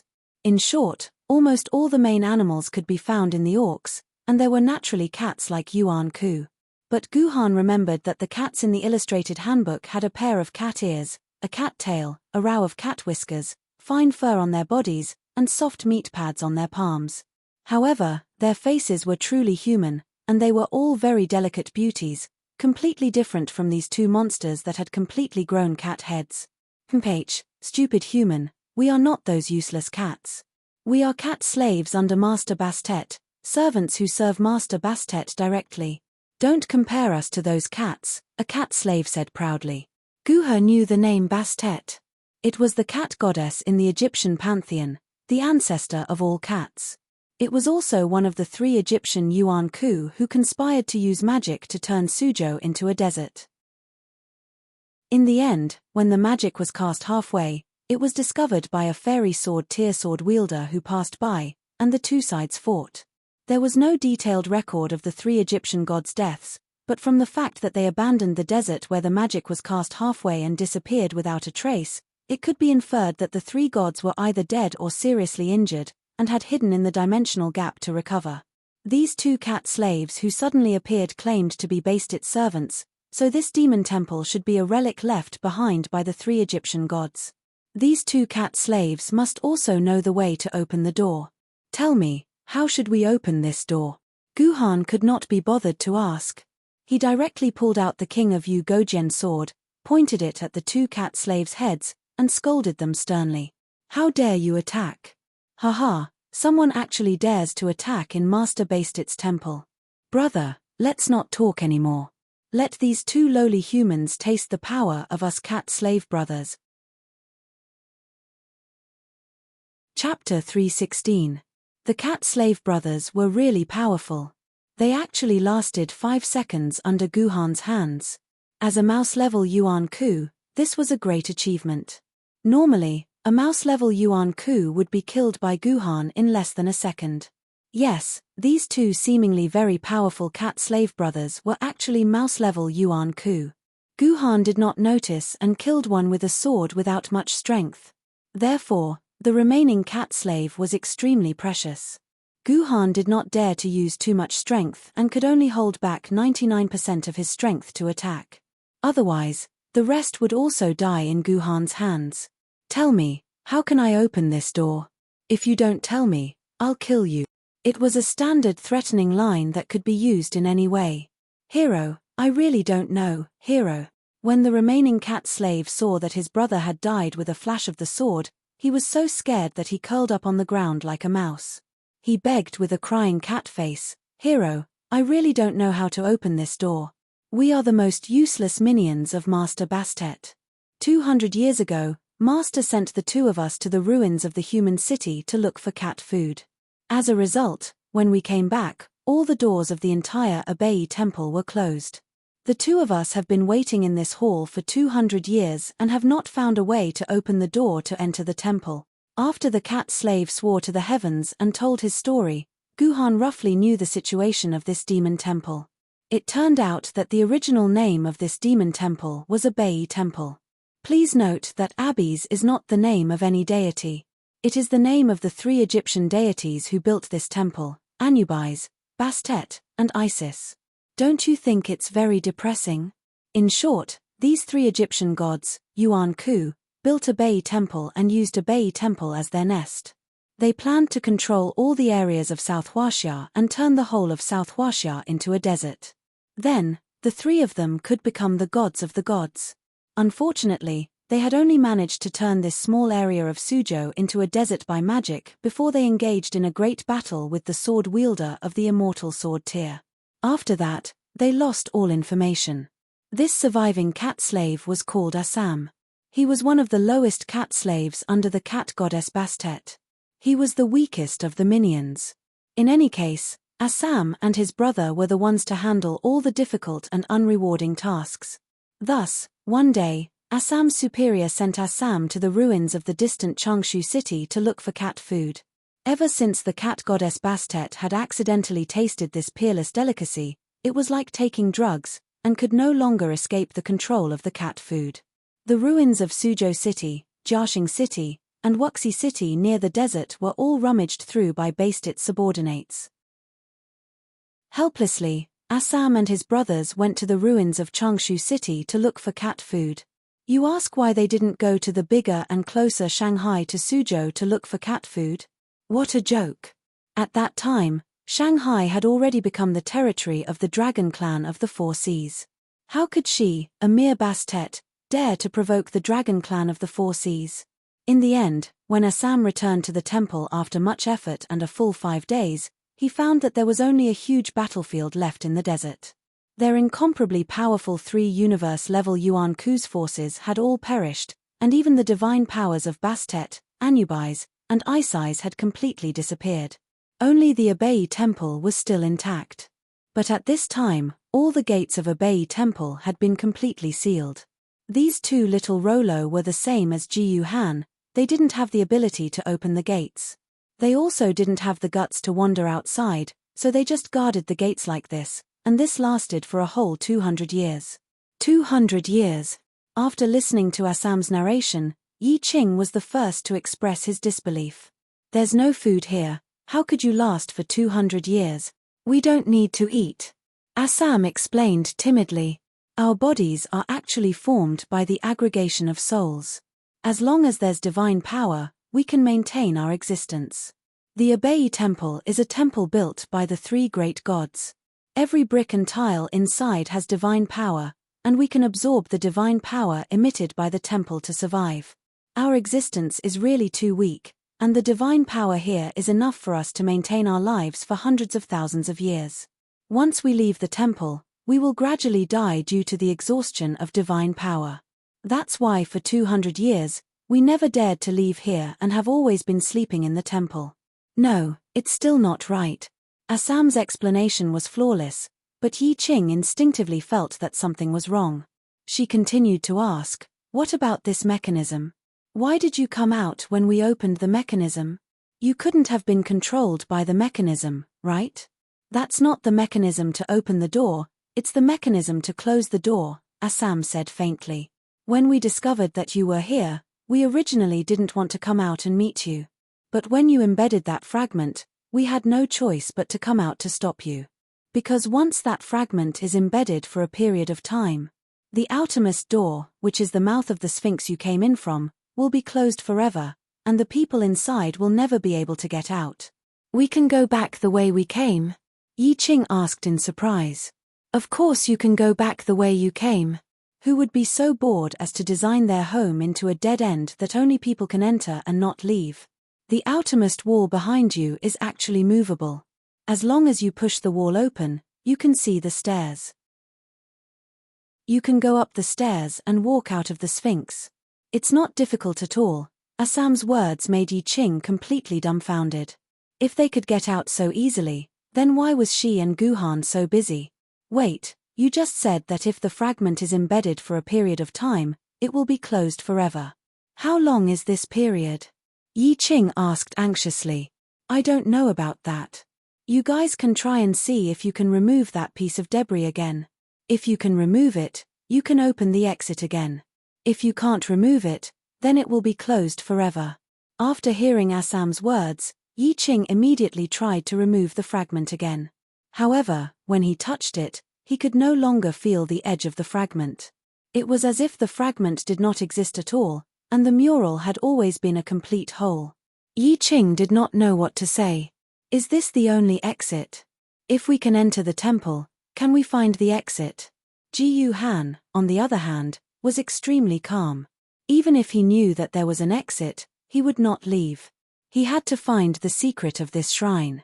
That's possible. There is another back door inside the temple that can leave. Assam nodded, then shook his head. But this is impossible. The door to hell in front of us has already been closed. There is no way to open it again. Isn't the purpose of a door built to be opened? Guhan laughed. I don't believe that even if your three gods come, they can't open the door to hell. Assam explained, of course it's possible if the gods come. The lock inside the gates of hell can only be opened with the divine power of the gods. The divine power of the gods is like the key. Unless you can find the divine power of the gods, this is the only way. There is no other way to open the gates of hell. Trapped in such a completely enclosed hall, how could Guhan and Yi Qing find the divine power of the three gods? Sir Military Governor, this Yuan Ku is cunning. He might be lying to us. There must be a second way to open the door here. Yi Qing did not believe it.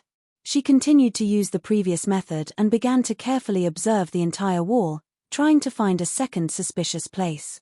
However, after searching for a full 30 minutes and looking through all the murals, she still found nothing. I said, it's useless. Other than the mechanism to close the outermost door, there is no other mechanism here. You won't be able to find it.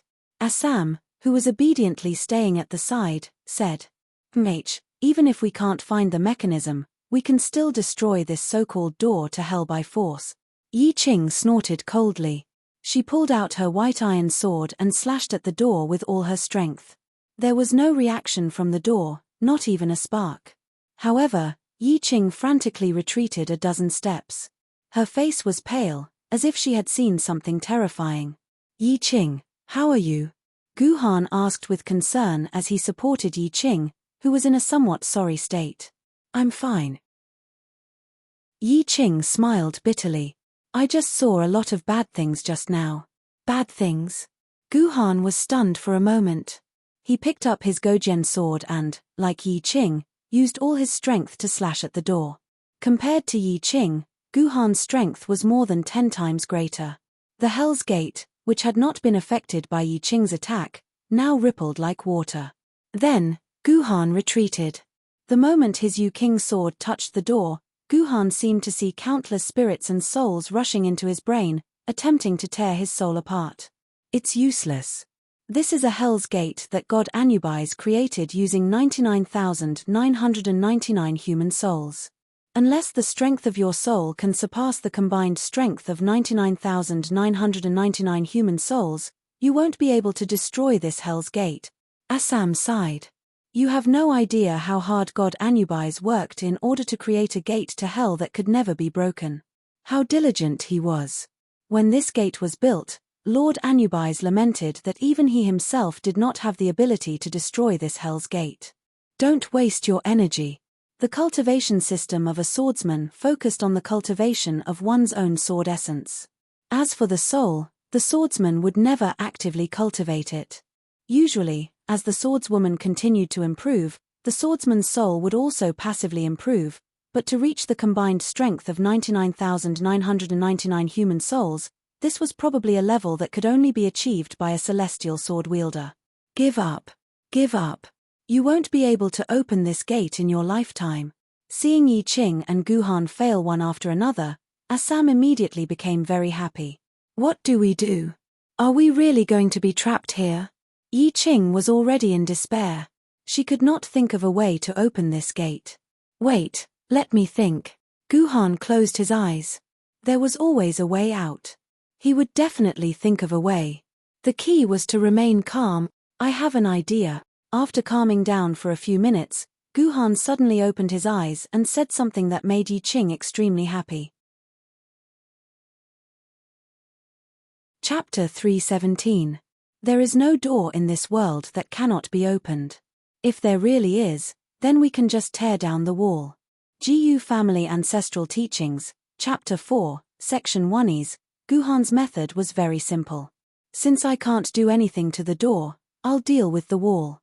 When the builders were proud of their efforts to create an indestructible door that no one could break, they would often ignore the existence of the wall. They didn't know that the door was attached to the wall. When the door was much harder than the wall, the relationship between the two would be reversed. At that time, the door would become the wall, and the wall would become the door that was easier to break. After typing so many words, the meaning was very simple. Guhan picked up his King of Yu's Gojian sword and cut a big hole in the wall next to the Gate of Hell. The process was very easy. Guhan didn't even use 80% of his sword essence before he successfully pierced through the wall and cut out a hole half the size of a person. That works too. Yi Qing and Assam were dumbfounded. They suddenly felt as if their intelligence had been hit 10 times harder. You can't play it like this. What are you waiting for? Come on in. Guhan took the lead and walked into the temple. I won't go in. I'm having a good time here, so I won't go in. Assam smiled in a flattering manner. It was truly difficult for a cat to smile in such a flattering manner. Yi Qing opened his mouth to say something, but then he heard Guhan's voice coming from inside the hole. Yi Qing, bring Yuan Ku in. We need someone who understands the inside of the temple. Be obedient and walk by yourself. Yi Qing's white iron sword slapped Assam's head. Assam was helpless, knowing that he couldn't refuse these two terrifying humans. He could only obediently walk in front of Yi Qing and enter the temple with him. Behind the Gate of Hell was a rather long corridor. On both sides of the corridor were various murals. However, these murals were no longer about the gods bestowing gifts to humans. Instead, they were pictures of various monsters. Guhan also found a portrait of a cat slave. That's my home. The cat slave, Assam, looked at the murals on the wall in a daze. What home? This is just a mural. Yi Qing was somewhat puzzled. No, that's Assam's home. Assam said firmly. The two surrounding walls are actually the homes of Assam and all the slaves of the three gods. After a series of laborious explanations from Assam, Yi Qing finally understood that a cat slave like Assam didn't need to live in a real house. They only needed to live in the murals that belonged to them. These murals were painted with divine power. Not only was it comfortable to live in, but it could also extend one's life. According to what you said, each of the monster murals here represents a real slave.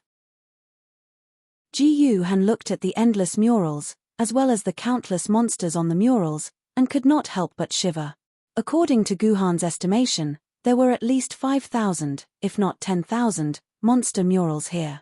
Didn't this mean that at their peak, the three gods of Egypt had more than 5,000 Yuan Ku troops under them? Moreover, when Guhan carefully observed these murals, he found murals of powerful species such as the Grim Reaper, Cerberus, Scorpion Soldiers, Chimras, and so on. These Yuan Ku were almost all dragon level or above Yuan Ku, which was the strength of a famed sword-level swordsman or above. He really didn't know how that immortal-level swordsman had killed so many powerful Yuan Ku troops and 3 Egyptian gods. How could there be so many? Assam rolled his eyes. There are less than 100 of us servants. It's Lady Isis who feels that there are too few murals on the wall, and it's embarrassing. The wall is so big, but it looks empty. Those who come to play mahjong with Isis will probably make fun of us. That's why Isis herself painted the entire wall. It looked so domineering. Those who came to visit wouldn't dare to have any ill intentions towards us when they saw so many slaves. But it's all over in the end. In other words, most of the murals are empty. They are empty houses with no slaves to live in. Yi Qing shook his head in disdain. I still don't understand. This is a complete waste of time and energy. It's meaningless. What's there to not understand? Guhan pursed his lips. Just look at the study of those big bosses. There are so many books on the shelves. There's a complete collection of world-famous works, dozens of versions of the Bible, and a meter-high pile of Das Kapital and 24 histories. How many do you think they've read? Are they really interested in reading a complete set of Das Kapital and 24 histories? They might as well watch Lady Sword. After complaining about the murals, Guhan and Yi Qing finally walked into a hall after a long corridor. This hall was more than 10 times bigger than the one at the entrance. In the south, north, and east of the hall, there were 3 huge statues that were more than 10 meters tall. These statues should be the statues of the 3 gods, Anubis, Isis, and Bastet. In the east was a tall man with a jackal's head. He wore an Egyptian robe, and he held a scepter in his left hand and a scale in his right. On one end of the scale was a heart, and on the other end was a feather. According to Egyptian legend, Anubis was a god of hell, and had the ability to weigh a person's good and evil. When a person died, Anubis would take out the person's heart and place it on one end of the scale, and on the other end was a feather. If the feather was as heavy as the heart, it meant that the person was good and had never done bad things when they were alive, and they could ascend to heaven. If the heart was heavier than the feather, then the person's soul was sinful, and Anubis would throw it into hell and devour it by Cerberus. The statue in the south was a very beautiful young woman. She had a kind and delicate face, a crown on her head, and a scepter in her hand. This scepter was also called the Knot of Isis, a scepter that symbolized resurrection. It could resurrect the soul of the dead, provided that the body was intact before death. This was why Egyptian nobles and pharaohs liked to turn themselves into mummies. They believed that as long as their bodies did not decay, they would be saved by Isis sooner or later. Their souls would return to their bodies, and they would become the king of Egypt again. The statue in the north was a simple cat. Yes, there was no setting of a cat's head or a cat's body. This god was a simple cat, just like the black cat mural that Guhan had seen at the entrance.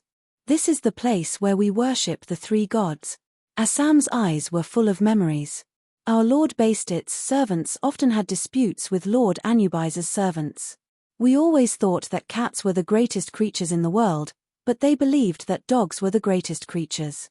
Because of these disputes, we fought each other, and Lady Isai's servants laughed at us. Halfway through Assam's sentence, Ji Han knocked him on the head with the blade of her sword. I'm not interested in listening to you reminiscing about the past. Let me ask you, where is the most mysterious place in this temple? Well, according to common sense, the most mysterious place in the temple was the place where the treasures were hidden. The most mysterious place has to be the divine kingdom of the 3 gods. Legend has it that the back of the 3 statues is connected to the divine kingdom of the 3 gods. The three gods usually live in the divine kingdom, and other than their closest servants, no one can enter the divine kingdom of the three gods, Assam said. You're not thinking of entering the divine kingdoms of the three gods, are you? That's impossible.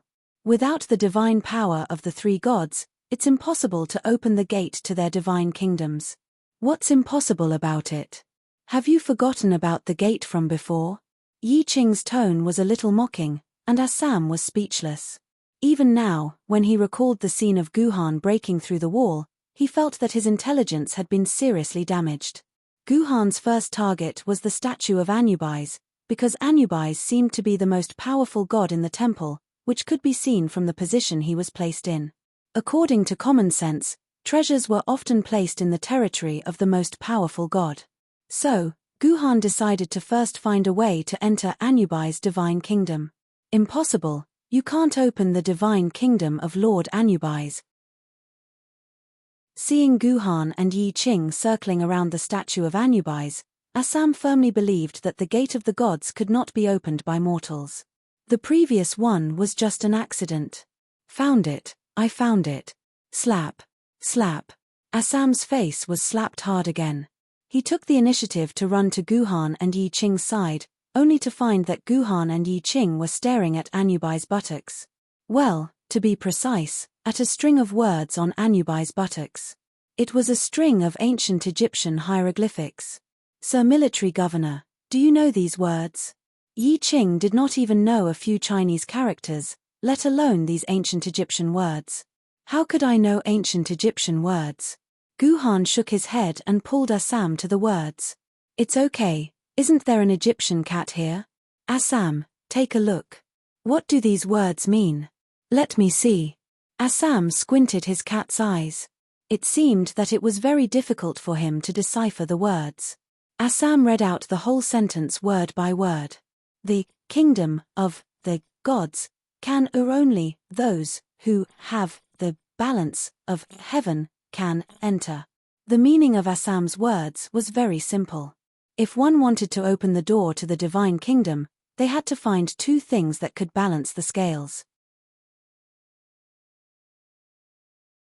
Chapter 3:18. It seems that the key to opening the god's kingdom lies on the scale in Anubis' hand. Guhan looked at the scale in Anubis' hand. It was a rather simple and primitive scale. There was a plate on each end of a cross. That was all. At first glance, one would feel that the scale was rough and frighteningly irregular. Even if one did not place anything on it, one end would still sink. However, if one observed the scale carefully, one would realize that the two plates were perfectly on the same level. There was not a single difference in height. This was sufficient to show that the scale was in a state of absolute balance. I only need to find two objects of the same weight and place them on the scale. Isn't that a little too simple? Yi Qing felt that this request was too simple. It was unbelievably simple. Do you think this is simple and easy to accomplish? Guhan's tone was full of ridicule. Can you tell me what we can find that has the same quality? This. Yi Qing subconsciously felt that he could say a lot of things. He just needed to place two identical objects on the two ends of the scale. However, when the words were at the tip of his tongue, he could not say anything for a while. It was impossible to find two objects that had the same quality in this world. Even if it was the same object produced on an assembly line, there would be slight differences in quality. It was impossible for them to be exactly the same. Moreover, they were in ruins. It was impossible to find two objects that had the same quality. However, Yi Qing did not want to admit that he could not find it.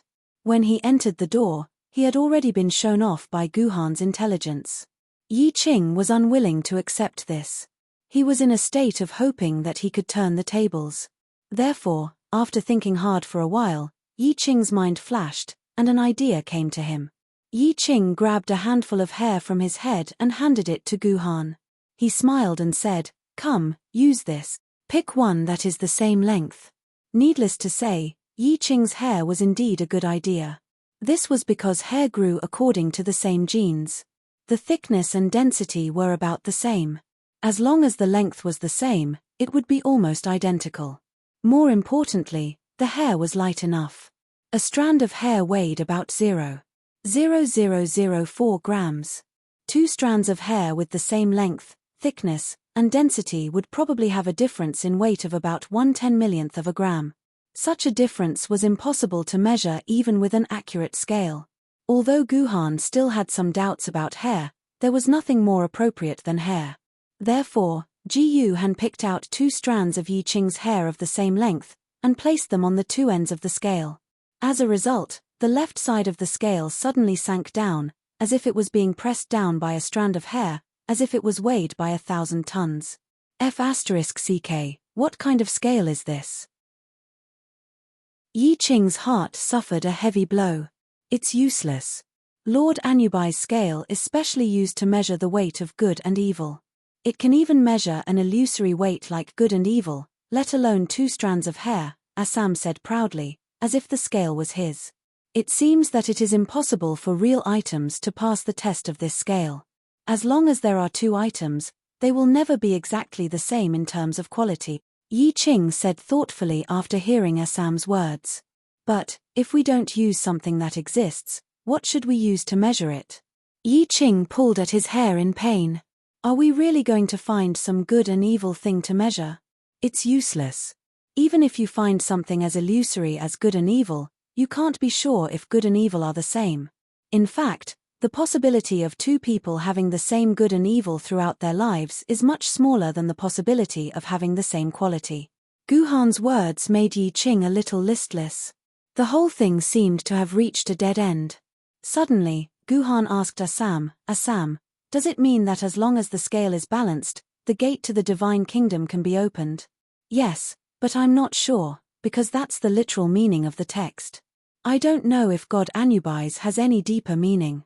That's fine, then it's easy. I have an idea.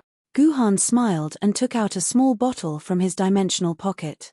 He fiddled with the scale for a while before returning to Yi Qing's side.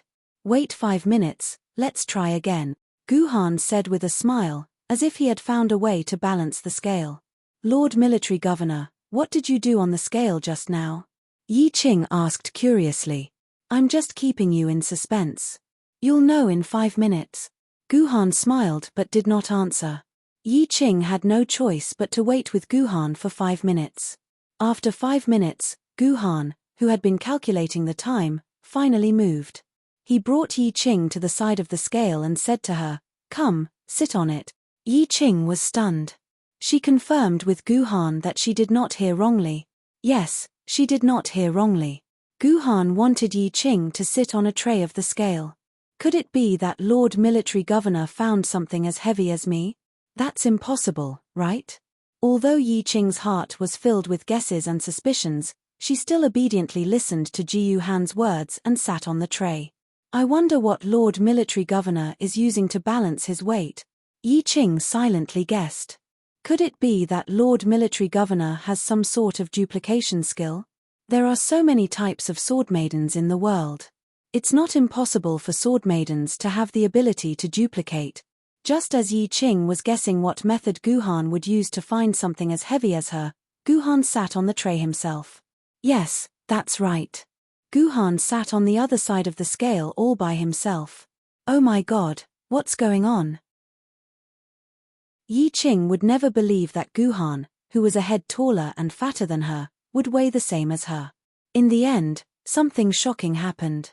The scale, which was so sensitive that it could even detect the difference of 2 strands of hair, did not move at all. It was as if Guhan and Yi Qing's weight were exactly the same. What's going on? Yi Qing and Assam were once again bewildered like they were at the gate. They couldn't understand why the scales didn't change. While the 2 of them were still in a daze, the statue of Anubis began to move. The staff fell from his hand and smashed onto the ground. The ground shook, and then a circular opening suddenly appeared on the ground. From the opening, a faint red light shone out. Assam, is this the entrance to God's kingdom? Guhan asked Assam. What else could Assam do? He could only nod his head blankly. He could not understand how Guhan was able to maintain the balance of the scale. Lord Military Governor, how did you do it? Assam's confusion did not last long. Yi Qing could not hold back her curiosity and rushed to ask Guhan. Use this. Ji Han passed a small bottle of something to Yi Qing. Yi Qing took a closer look and saw that on the bottle's label, there were 4 numbers written in standard song script, 1080. Below the number 1080, there was a line of extremely small words, instant strength adhesive. What is this? Forgive Yi Qing for being used to living in a barren place like the desert. He didn't even know what adhesive was. It can be considered a type of glue. It is an evolved version of 502 from before the apocalypse. It has an extremely strong adhesive ability. Once it is stuck, even 2 trains won't be able to pull it apart, replied Gu Han. This 1080 was actually a descendant of 502. Glue. Yi Qing once again felt the crushing of her intelligence. No wonder Gu Han had used this bottle to fiddle with the scale. It turned out that he had used glue on the fulcrum of the scale. With the powerful adhesive effect of 1080, even if 2 elephants were to sit on the 2 ends of the scale, they would not be able to move the scale. Is that so? Assam wanted to cry, but no tears came out. He began to doubt his own life. He felt that he had lived for more than 200 years in vain. This was the pain of having his intelligence raped. Assam would rather have his body raped, or even his soul raped, but why did his intelligence have to be raped? Yi Qing's behavior was much more relaxed compared to when she was at the gate. She had already gotten used to Gu Han's intellect. At the same time, she felt a deep admiration for Gu Han. Women, regardless of whether they were the timid and helpless type or Wu Zetian, all of them yearned for men who could conquer them. It was the same for men. If they met a woman who could completely conquer them, they would become bronchitis. Facts had proven that Gu Han had completely conquered Yi Qing, be it in terms of strength or intelligence. Yi Qing's heart began to palpitate. She thought that if she could be with Gu Han forever, then she would be able to live freely, safely, and happily for the rest of her life. All right, enough with the idle chatter. Since the gate of the God's kingdom was open, Gu Han and Yi Qing entered the God's kingdom without any fear. Of course, although Assam was very unwilling, he was still dragged in by Gu Han. Not to mention, Assam had given Gu Han a lot of help and hints along the way. This fellow was useful. Anubis was the god of death in charge of hell. It was only natural that the god's kingdom of Anubis should be like the hell described in the legends, with flames, lava, and corpses everywhere. But what the hell was this place? Why was the god's kingdom of Anubis a boundless ice field filled with bones and flesh? Chapter 319. If Anubis' divine kingdom was a land of ice and snow, it would still be tolerable. However, the fact that the land of ice was filled with flesh and bones was intolerable. After all, the land of ice still had the smell of a forbidden zone. It could be used as a divine kingdom for the god of death. However, what was up with the fact that this divine kingdom was filled with flesh and bones? Have you ever seen flesh and bones growing out of the ground like weeds? Even if Anubis was a dog with a human body, this was too unsightly. Well, there was nothing to complain about. Anubis was a dog after all. We cannot use the standards of a human to judge him. The most important task after entering the divine kingdom was to find the secrets hidden within. Anubis' divine kingdom occupied a large area and there was no end to it. Gu Han and Yi Qing walked for more than half an hour. All they saw was an unchanging ice field. There was nothing special or eye-catching about it. The situation was getting more and more tense. It had been more than 3 hours since Gu Han entered the Instance dungeon. In reality, it was probably around 2 a.m. Gu Han still had to lead the Yaoguang sword faction in the challenge tomorrow. Thus, he needed to get enough sleep. However, judging by the current situation, it would appear that they would not be able to find any valuable clues even if they searched for another day and night. This divine kingdom was too big and too monotonous. As Gu Han was worrying about the time, Yi Qing, who had been silent all this time, suddenly spoke up. "Sir Military Governor, I think I hear a strange sound." A strange sound? Hearing that, Gu Han was stunned.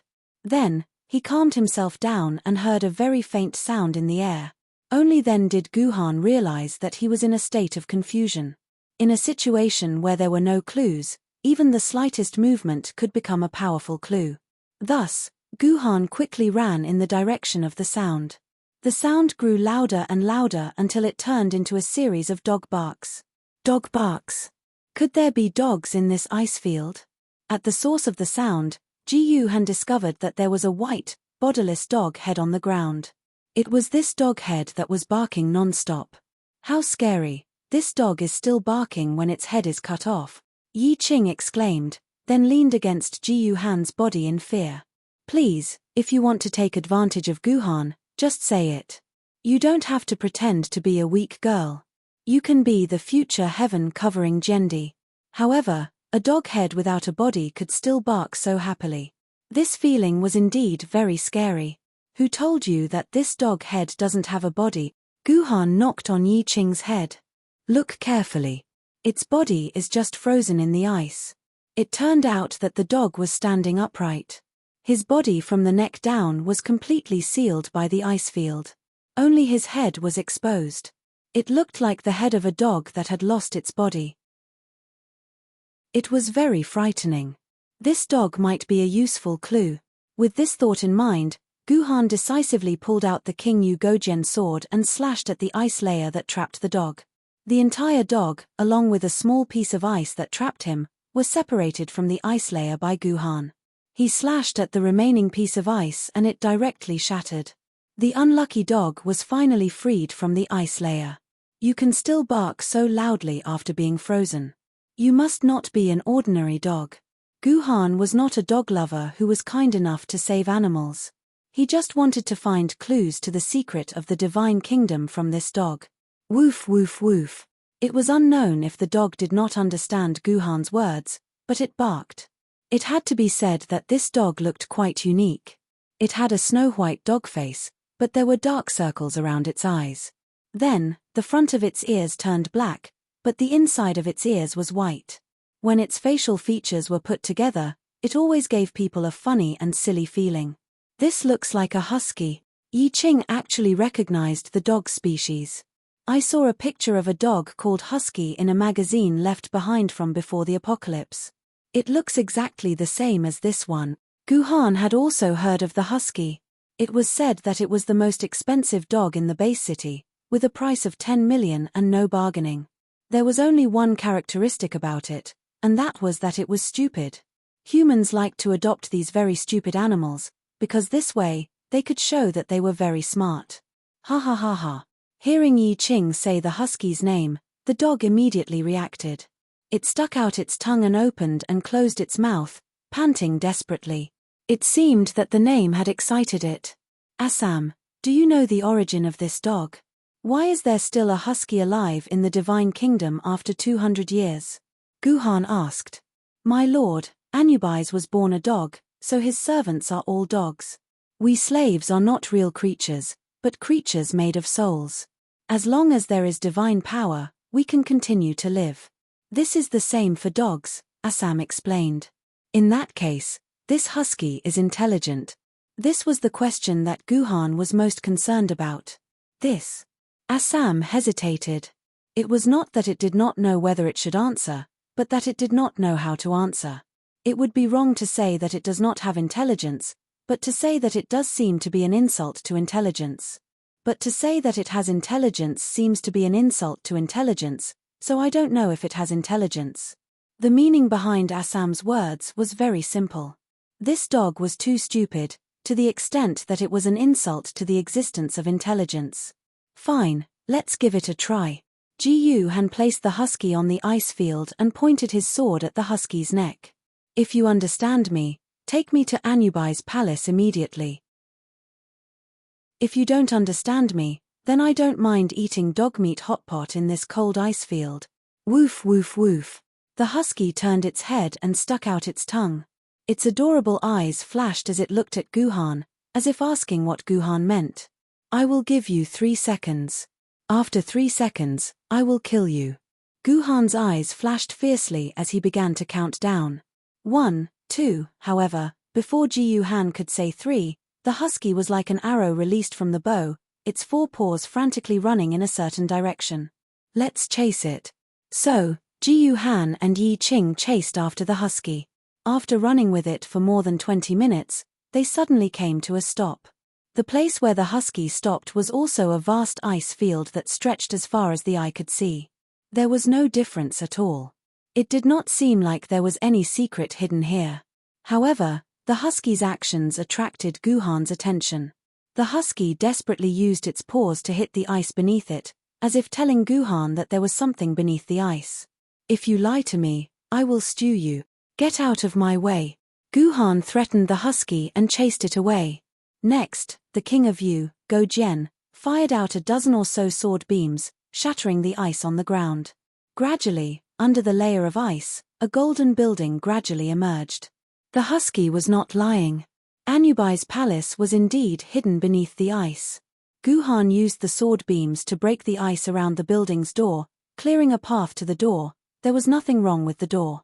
Guhan pushed it gently and the door opened. The interior of the palace was very gorgeous. It was resplendent, as if it was made of gold. The various furnishings and decorations within the palace were all in perfect condition. It was as though nothing had changed since Anubis was here. The palace was very large. There were more than a dozen halls and hundreds of rooms. Guhan spent a lot of time searching through these halls, but he still found nothing. He could not find any valuable clues. In the end, the husky made a great contribution. It kept howling at a stone pillar in the middle of the palace, successfully attracting Guhan's attention. In the end, Guhan was shocked to find that the stone pillar was hollow. Using the king of Yu's Go-Jian to break the stone pillar, Chen Xiaolian found that there was indeed something hidden inside. Inside the stone pillar was a long golden box inlaid with various gems. The decorations on the box were very gorgeous. It was clear to anyone who found it that there was a treasure hidden inside the box. Strangely enough, this precious box did not even have a lock. Guhan was able to open this precious box. When the box was opened, Guhan found a familiar golden sword covered in Sanskrit characters. System prompt: You have discovered Sword Maiden, Prajna sword. This sword is a quest item and cannot be used by non-NPCs. Inside the box was an ancient sword-grade Sword Maiden Prajna sword. This was the Prajna sword that Song Ifei had successfully coordinated with Yi Tian for 700 years. Who would have thought that Guhan would find it here? Damn, how unlucky. I can't believe I ran into this guy while playing a dungeon, Yi Tian complained through the sword mark. It seemed that Yi Tian held a deep grudge against the Prajna sword. There must have been some touching story between them. I remember that the Prajna sword was the sword maiden who fought against Zhe Tianzhendi on Sanqing Mountain. In the end, she was defeated by Zhe Tianzhendi.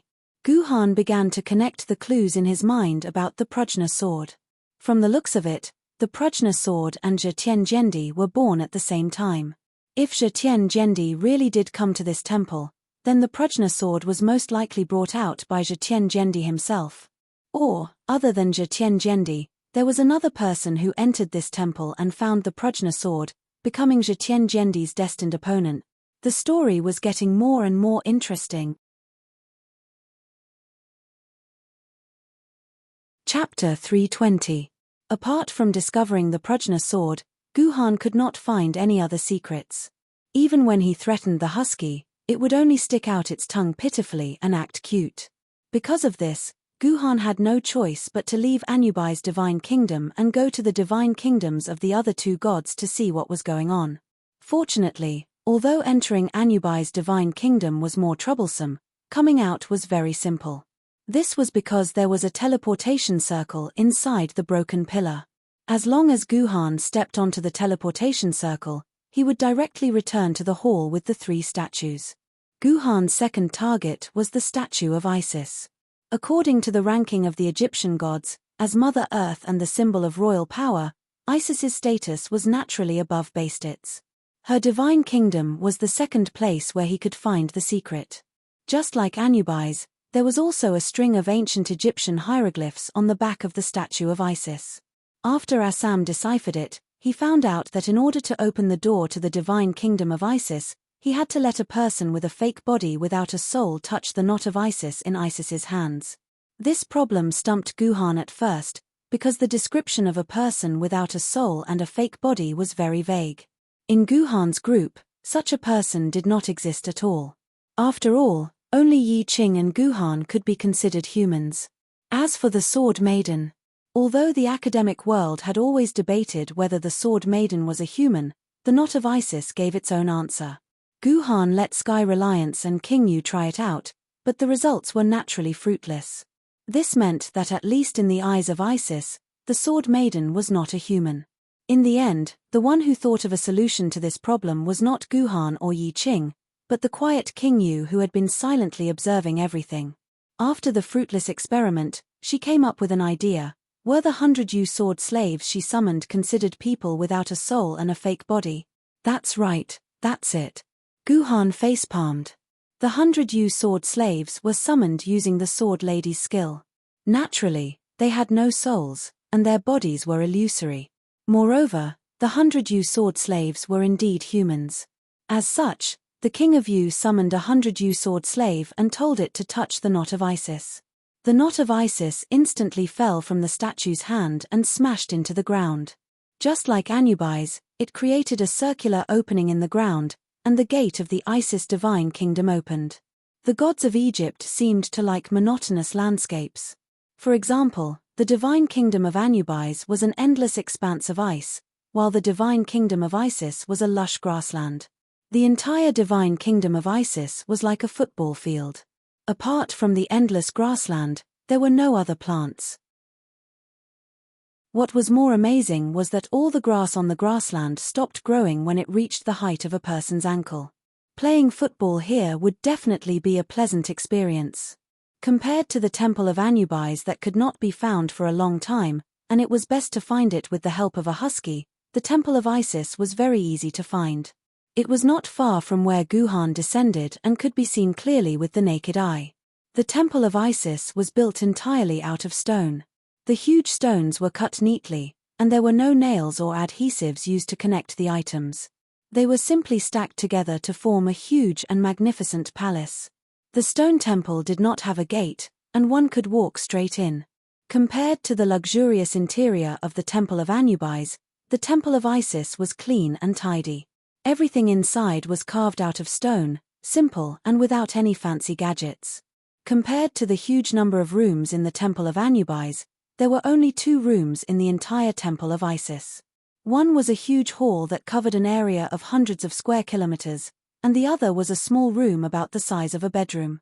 Isis seemed to be a very open-minded god. Even the dog-headed Anubis knew to hide precious treasures in the stone pillars to prevent them from being stolen by villains. But Isis, on the other hand, had a box exactly the same as the golden box in the hands of Anubis.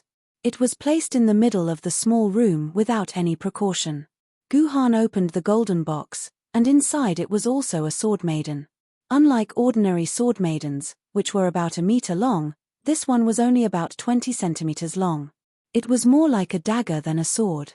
This is the fishbowl sword. Guhan took a deep breath when he saw the sword. The fishbowl sword was actually here. According to ancient legends, Gendi single-handedly created the heavens and stole 18 sword maidens from the heavens. The fishbowl sword was one of them. In truth, this was not a legend. It was written in black and white in the history books. It was acknowledged by all historians. It was a textbook that every primary school student had to learn in grade 3. It was as if without the Communist Party, there would be no new China. It was an unquestionable truth. But now, the fishbowl sword had emerged from the divine kingdom of Isis. If the story of this dungeon was true, didn't that mean the fishbowl sword was already in Zhendi's possession when Zhetian Zhendi had just become an ancient sword wielder? Zhetian Zhendi did not steal it from the heavens. Did Zhetian Zhendi deceive everyone? Well, it could not be said that Zhetian Zhendi had deceived everyone. Zhetian Zhendi had never written anything like the Zhetian diary. People's records of Zhetian Zhendi were obtained through various indirect channels. It was inevitable that there were some speculations. Like the Prajna sword, the fishbowl sword was also a quest item. Only NPCs could use it. So, Guhan gave it to Yi Qing and asked her to keep it. After that, Guhan did not give up. He searched the entire temple, but it was the same as Anubis' temple. Apart from the fishbowl sword, there was nothing else. However, Guhan found a big bear lying on the ground near the teleportation point. It was drooling and sleeping happily. Originally, Guhan did not plan to wake the bear up and leave the temple. However, the husky behind Guhan started barking non-stop, waking the bear up. The bear opened its eyes and saw Guhan and the others. It was clearly stunned. When it saw the husky and Assam, it was even more shocked. It stood there stupidly, not daring to move. Seeing that the bear had no intention of attacking, Guhan did not plan to kill it. Instead, he stepped into the teleportation point and returned to the Hall of the Three Statues. Seeing that Guhan had left, the bear did not hesitate. It followed Guhan's footsteps and stepped into the teleportation point. They left together. I hope that the final Bastet God's kingdom will be fruitful, Guhan muttered to himself as he looked at the black cat statue. Sir Military Governor, don't you think it's a little strange? Just as Guhan was sighing, Yi Qing suddenly bit Guhan's ear and whispered, Sir, don't you think that our biggest gain from going to these two gods' kingdoms is not the two sword maidens, but the three things with ulterior motives behind us? The three things with ulterior motives that Yi Qing was referring to were naturally Assam, the husky, and the big bear. To be honest, these three animals were indeed full of suspicious points. Other than Assam, who had a reasonable explanation for himself, the husky and the bear did not make sense at all. There was actually one or more animals left in each god's kingdom. It would be strange if there was nothing strange about it. Actually, if one thought about it carefully, Assam was also an animal. It was just that he had the body of a human. Yes, it is indeed strange. Ji Yuhan nodded, then turned around and looked at the three animals behind him with a smile. The three of you, stop pretending. We're all smart people. There's no point in continuing to act like this. How about we talk openly and honestly? Woof, woof, woof. The husky used a cute bark to express his innocence. A woo, a woo, a woo. The bear seemed to want to say something, but unfortunately, he could not speak. Sir, what do you mean? I do not understand, meow. The only one who could speak, Assam, had an innocent look on his face, as if he did not know anything. What a boring Assam. Lying to me won't do you any good. The lives of the three of you are currently in my hands. As long as I am willing, I can send you on your way at any time, Ji Yuhan fiercely threatened Assam. Sir, you must be joking, meow. I have not translated the ancient Egyptian words on Lord Bastet's back for you, meow. I still have some use, meow. Assam's words sounded like he was afraid and begging for mercy, but in fact, he was threatening Guhan. Without him, Guhan would not be able to obtain the secret of the ancient Egyptian words on his back, and he would not be able to find a way to open Bastet's kingdom. Welcome to the Pyramid of Tutankhamun Scenic Area. Urine in the pond, feces in the pit, civilization in the pit. Thank you for your cooperation. Suddenly, Guhan said such a strange thing. Yi Qing was confused, but Assam looked as if he had been hit hard. He took a few steps back and fell to the ground. How did you know this sentence? You know ancient Egyptian hieroglyphics. Assam knew that everything was over. What he had just done was so laughable and pathetic. No, how could I know ancient Egyptian hieroglyphics? I don't even know the hieroglyphics of our Huaxia. How could I be interested in learning something that has already been lost? Guhan shook his head and smiled calmly. But I have a good memory. I happened to see such hieroglyphics in a book, so I recorded it down. Now, it seems that the effect is not bad. Chapter 321. You were the one who wrote those ancient Egyptian hieroglyphs, meow. Although it was a cat's face, we could still see the despair written all over Assam's face. He had never imagined that he would be fooled by Guhan. Yes, I wrote them.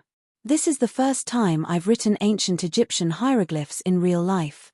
My handwriting is crooked and ugly. If there's a chance in the future, I'll practice a little more, Guhan said faintly. No, it's fortunate that your handwriting is crooked and I can't understand what you've written. Otherwise, I wouldn't have translated it for you, meow. Assam's face was full of despair.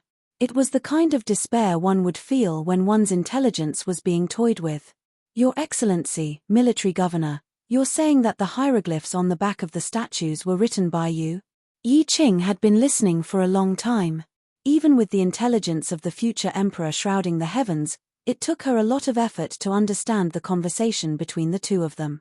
Only then did she have the confidence to ask Guhan for confirmation. Otherwise, she wouldn't have been able to stand asking so many questions without understanding anything. I wrote them.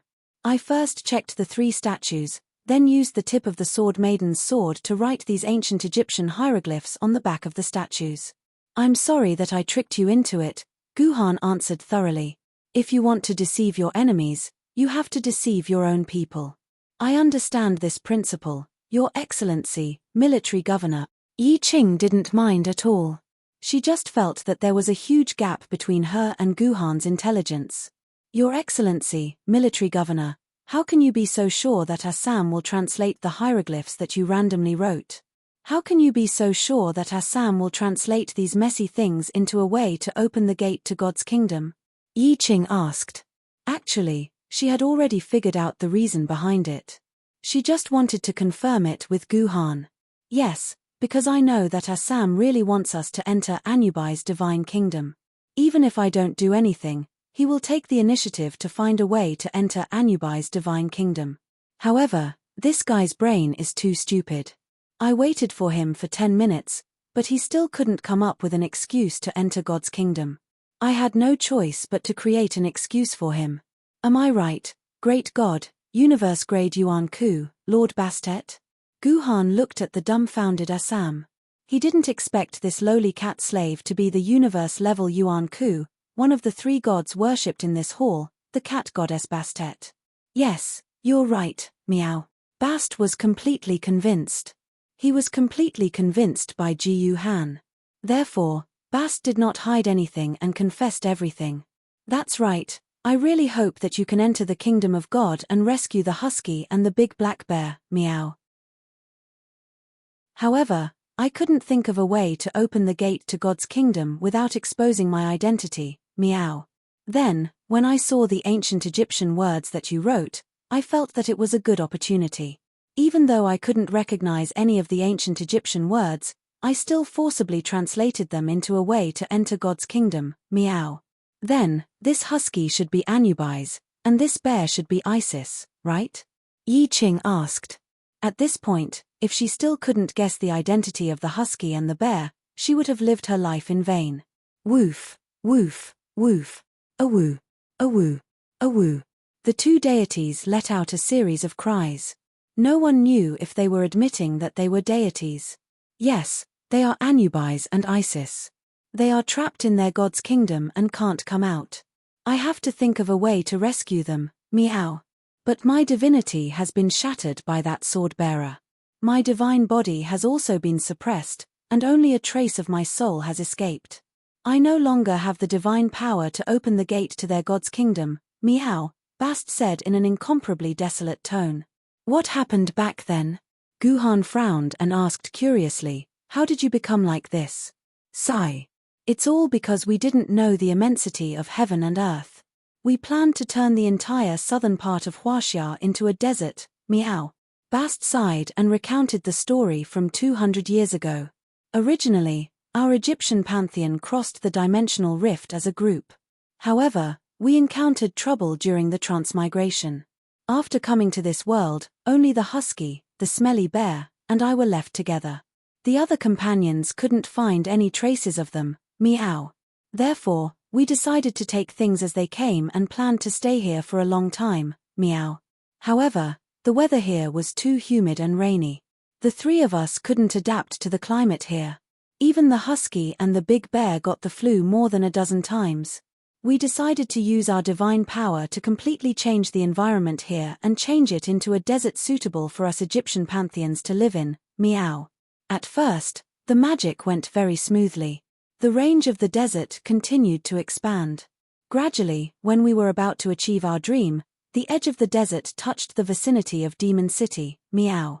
At that time, we didn't know that Demon City had become the nest of the 4 Seas dragon race. However, even if we knew, We wouldn't have cared because we didn't know how terrifying the Four Seas dragon race was. We thought that with the power of us three deities, we could already sweep everything in this world, meow. Later, the Four Seas dragon race fought a few times with us because of the desert. Although the result was a draw, we completely offended the Four Seas dragon race. So, the Four Seas dragon race used some unknown method to invite a swordsman to deal with us, meow. Bastet said angrily. Swordsman? What is that? Guhan was stunned when he heard the name. The name was too. Swordsman is what you call a swordsman, but we called you swordsman at first. Actually, I think the name swordsman sounds much better than swordsman, meow. Bastit's words made Yi Tian, who was in the purple mansion, laugh out loud. Even King Yu couldn't help but laugh out loud. Indeed, the name swordsman was much more appropriate than swordsman. Guhan also understood. Perhaps in the beginning, Yuan Ku did indeed call the swordsman swordsman. Perhaps even the swordsman himself called himself swordsman. However, this name was too easy for people to think of another word. So later on, the swordsman thought of the swordsman for himself. However, in the future, even Yuan Ku generally called the swordsman swordsman. The name swordsman gradually disappeared from Yuan Ku's mouth. He really didn't know how his ancestors managed to do this. How did they convince Yuan Ku not to use the extremely annoying name swordsman? If Guhan was Yuan Ku, then Guhan would definitely call his enemy swordsman no matter what. How cool would that be? Oh, enough with the idle talk. Let's continue listening to Bastit's story. Bastet continued. In the beginning, we didn't pay much attention to that swordsman because we felt that his strength was only on par with ours. There were 3 of us, but he was only one person.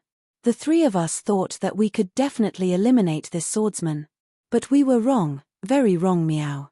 That swordsman's swordsmanship was too profound, too exquisite. From start to finish, he didn't release his swordswoman. He only held a dark green long sword in his hand and defeated the 3 of us. Even our divinities were shattered by him, meow. When Bastet recalled this, his tone was very sorrowful.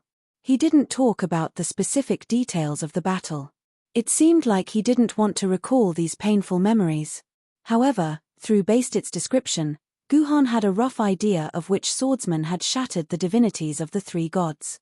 200 years ago in this instance dungeon, which was not long after the apocalypse. At that time, there were not many human sword immortal level swordsmen. There were the 10 sovereigns, 8 kings, and 5 heavenly sons. There were also some sword immortal level swordsmen who didn't care to give themselves amazing names. There were about 25 of them in total. Among these 25 sword immortal level swordsmen, there were not many sword immortal level swordswomen who were completely green. Only one sword immortal level swordswoman was green. This swordsman was none other than the ancestor of Liuonian Ling, whom Guhan had killed in the instance dungeon. He was the first human swordsman, Kanzu Fleeting Time Calendar. Fleeting Time Calendar's sword immortal level swordswoman was the Moon Laurel Sword, also known as the Chang'e Sword. In addition, Fleeting Time Calendar and the Four Seas Dragon Tribe were very close. Guhan could basically confirm that it was Kanzu Fleeting Time Calendar who had helped the Four Seas Dragon Tribe kill the 3 Egyptian Yuan Kus.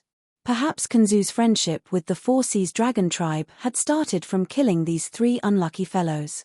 Most importantly, among the sword immortal level swordsmen at that time, only Kanzu Fleeting Time Calendar was the sword master. The conditions for becoming an sword immortal level swordsman were half based on character and half on luck. This was especially true for the first batch of sword immortal level swordsmen. At that time, the world was full of sword essence, and all kinds of dimensional rifts would appear tens of thousands of times a day. The difficulty for sword immortal level swordsmen to advance was also the lowest. At the most, there had been 32 sword immortal level swordsmen at the same time.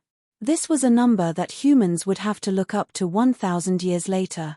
No sword immortal level swordsman could reach that number. At that time, the role of luck was far greater than the role of character. As a result, almost all the sword immortal level swordsmen could only command sword immortals to fight from behind. Asking them to fight with their swords was simply asking them to die. Therefore, at that time, The only sword immortal level swordsman who could defeat 3 universe Yuan Ku's swordsmen at the same time was Kanzu Fleeting Time Calendar. Chapter 322. Although Guhan was 90% sure that the immortal sword-bearer who killed the 3 gods was Kanzu Fleeting Time Calendar, the remaining 10% could be directly asked by the person involved. Wasn't Queen Yu by Guhan's side? He could directly ask her. She was the sword mistress of Kanzu Fleeting Time Calendar back then, so she must know whether the sword-bearer was Kanzu or not. However, when Guhan asked Queen Yu this question, her reaction shocked Guhan. What did you say? Who is Fleeting Time Calendar? Am I familiar with him? Queen Yu asked Guhan in a very confused voice, as if she didn't know who Kanzu Fleeting Time Calendar was. At first, Guhan thought that Queen Yu was deliberately teasing her, but when Guhan confirmed it with a very serious tone, Queen Yu was still at a loss. She tried very hard to remember the name Fleeting Time Calendar, but she couldn't remember who this person was. Could it be that when the real Queen Yu split her consciousness, she deleted all her and Kanzu memories? That couldn't be right. Guhan clearly remembered that after she synchronized with Queen Yu mentioned Fleeting Time Calendar's name several times and used Fleeting Time Calendar to belittle Guhan. In the beginning, Queen Yu even wanted to kill Guhan to avenge Fleeting Time Calendar. In short, Queen Yu definitely remembered Fleeting Time Calendar from the very beginning, and her memory was very deep. But now, King Yu had completely forgotten who Fleeting Calendar was. Ji Yu had asked King Yu if he remembered the memories of the other sword-bearers who had synchronized with her, but King Yu still didn't know anything, as if he had lost his memory. This was all a common trick in Korean dramas. Guhan vaguely remembered that from the first episode of King Arthur's betrayal, Queen Yu gradually became another Queen Yu. Her hatred for him was getting lesser and lesser, and her love for him was getting greater and greater. Guhan originally thought that time had diluted everything, but now it seemed like there was a problem with King Yu's memory. Ji Yu had put these things aside for now because now was not the time to study King Yu's changes. Bast's narration gradually reached the most crucial point, and Bast continued to speak. When our quintessence was broken, the husky, the big bear, and I fell into despair. Without our quintessence, we couldn't use our divine powers. All we had left was brute force, meow. It was impossible for us to be a match for that swordsman. Just as we were waiting for death in despair, someone appeared and saved our lives, meow. Wait, you said that someone appeared and saved you. But it was a person who saved you, not Yuan Ku? Guhan keenly sensed the most important information in Bast's words. It was actually a human who stopped Kanzu, not Yuan Ku. Yes, she's a human. Her aura is exactly the same as a human's. She's a brave knight wearing azure armor. She wields a blue divine sword and fought with the swordsman for 4 whole hours. Neither of them could do anything to the other, so the 2 of them stopped and started to negotiate. We didn't know what they were talking about. We could only passively accept the result of the negotiation between the 2 humans, meow. Bast's face showed a deep melancholy. She probably felt sad for her own powerlessness. In the end, the 2 humans came to an agreement. That swordsman decided to let us live, but he pulled our souls out of our bodies and turned us into this meow. Then, he sealed our bodies in my divine kingdom, meow. I think Lord Kanzu was afraid that you would continue to harm humans, so he did this. Guhan nodded. Then what about the person who saved you? She saved your lives, so she must have some request of you, right? My lord is wise. I didn't expect you to guess this, meow. Bast was convinced. That's right. The knight who saved us told us that after 200 years, a man and a woman would come to save us. They would put our souls back into our bodies and give us a new life. The price we have to pay is to serve this man and woman loyally for 1,000 years. Even if we have to give up our lives, it's worth it, meow. What a familiar routine. Isn't this the setting of the expedition team in Journey to the West? After listening to Bast's words, Guhan suddenly recalled the classic Journey to the West. Unfortunately, the original book of Journey to the West had been completely destroyed. However, a whole TV series was left behind, allowing people to see the magical story of that year. It seems that the man and woman who asked you to serve are the two of us, right? Guhan looked at the three animals, and then they nodded in unison. He then looked at Yi Qing, but she shyly lowered her head. Could it be that my fate with Lord Military Governor was already predestined 200 years ago? Thinking of this, Yi Qing could not help but feel her whole body heat up. She did not look like the mighty Jendi decades later.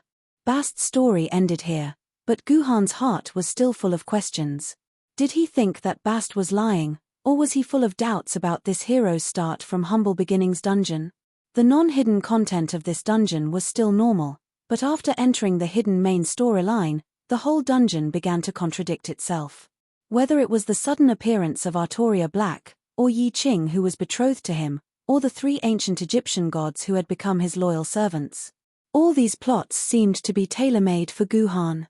Guhan did not seem like a player who completed this dungeon mission, but like Yi Qing, he had become an important NPC in this dungeon. This was what puzzled Guhan the most, and it also made Guhan want to unravel the secrets of the whole dungeon, at least part of the secrets. Bast, in your god's kingdom, is it the same as these two, with only one sword?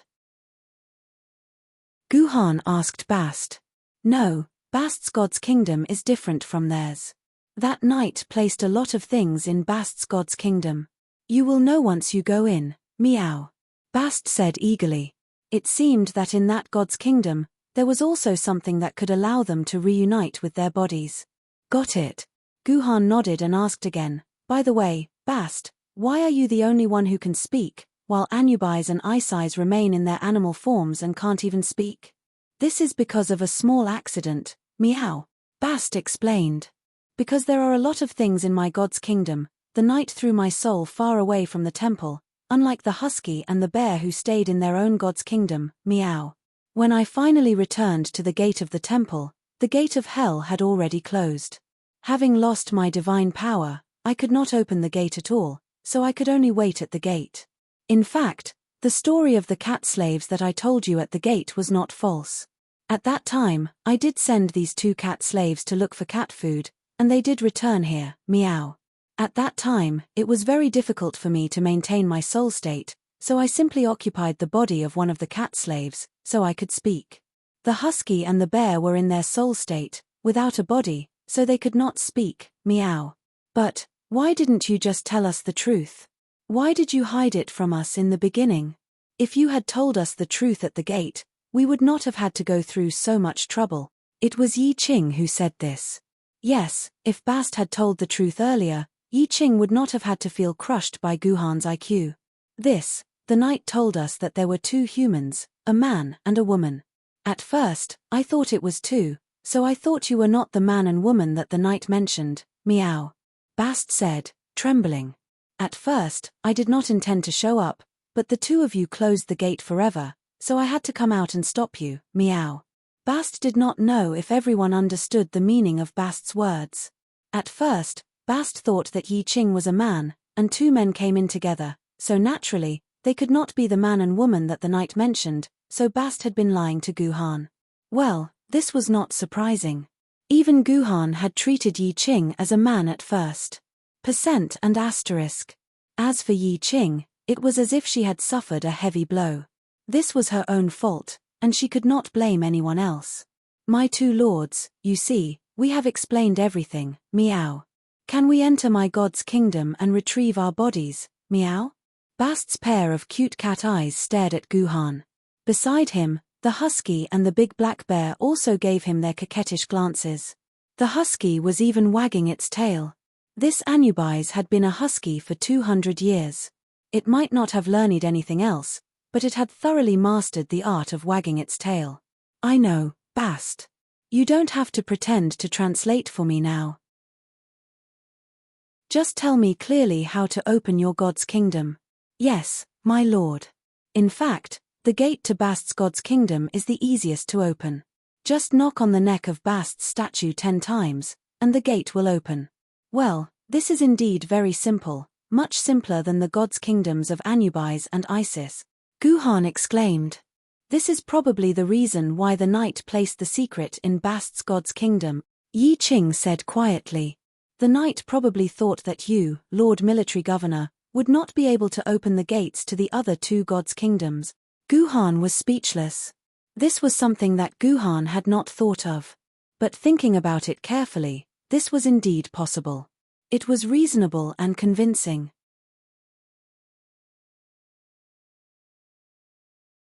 Chapter 323. Compared to the divine kingdoms of Isis and Anubis, Bastit's divine kingdom could be said to be very normal. There were mountains, rivers, flowers, grass, and an endless desert. This was what a normal divine kingdom should look like. After entering this divine kingdom, the cat, the dog, and the bear looked very excited. They breathed in the air of Bastit's divine kingdom like crazy girls. Bastet, what special smell do you smell? Guhan asked. My lord, we smell our bodies, meow. Bastet said excitedly. I can feel that our bodies are in my temple. Then take me to your temple. Guhan also could not wait to unravel the secret of this dungeon, and this secret seemed to be hidden in Bastit's temple. The place where Guhan landed was quite a distance from Bastit's temple. On the way to the temple, Bastet scratched his ears and wagged his tail. Finally, he could not help but ask Guhan, My lord, when did you find out that I was Bastit's meow? This question had been in Bastit's mind for a long time. At first, he did not dare to ask, but when it was boring to walk, he finally could not help but ask. I thought you would ask me this question sooner. Guhan rolled his eyes at Bastet. From the moment you came out, I saw the problem. Stupid humans and whatnot, these are the usual tricks of you idiot gods. And when we were in the corridor, the way you teased Isis did not sound like a lowly servant at all. Your tone was very familiar, and it did not seem like it was the first time you teased someone like that. Only gods who are equal to Isis can speak like that. Of course, these things that I can judge from your words and expressions are not reliable. The real reason I found out that you were Bastet was because of the gates of hell. Guhan paused. I don't know if you've noticed, but among the tens of thousands of faces on the gate to hell, there's a cat face that looks exactly like yours. This meow. Bastet was completely speechless.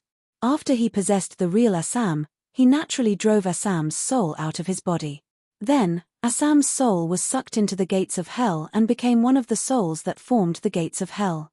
There were tens of thousands of souls in the gate of hell, and each soul had a different face.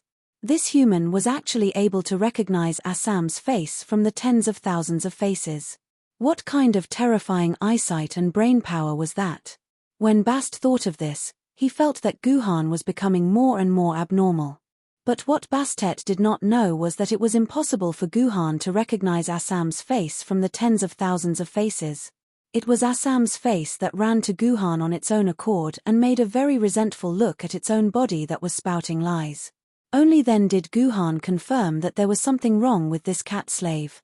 When this question and answer session ended, Bastit's temple finally came into view. The architectural style of Bastit's temple was very unique. From afar, it looked like an upside-down cardboard box. It could not be helped, this was the natural attribute of cats. No matter how powerful a cat god was, its resistance to cardboard boxes was negative. If a cat was willing, it could hide in a cardboard box and play for a year. This was no joke. There was only one entrance to this cardboard temple, and it was very low. Guhan had to bend down to barely enter the temple. The big bear was completely stuck at the door and could not enter.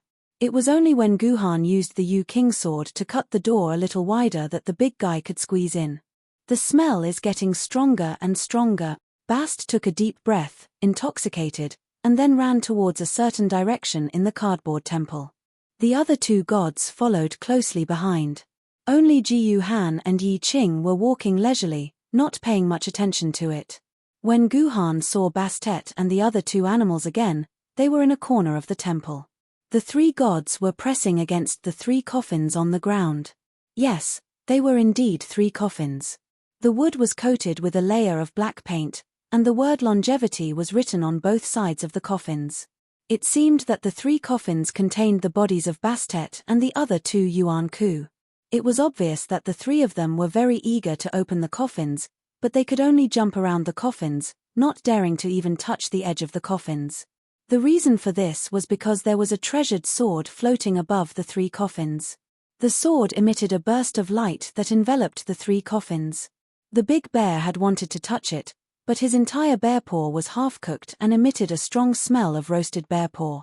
Yi Qing, I told you right? There's no need to rush over, and there's no need to worry that the 3 of them will betray us after getting their bodies back. I don't believe that the mysterious person didn't leave behind a countermeasure to deal with these 3 idiots. Guhan's words made Bastit's cat face feel awkward. My lord, please don't joke around. How could we betray you? Meow. Guhan ignored Bastit's reply. Right now, all his attention was focused on the sword floating in the sky. Oh my god, wasn't that the sword floating in the sky, the heaven-reliant sword? Hey, heavenly sword, come out for a moment. Guhan pulled out the heaven-reliant sword and released her. Look, isn't that you floating in the sky? I think it's me. Heavenly Sword was a little confused. She couldn't understand why she would appear here. How could there be 2 of her? Heavenly Sword, do you remember where you met Zetian and synchronized with each other? Is it here? Guhan urgently asked Heavenly Sword. This was a very important question. Because Heavenly Sword was Zetian Gendi's sword maiden. If this dungeon storyline was real, then Zetian must have synchronized with Heavenly Sword here.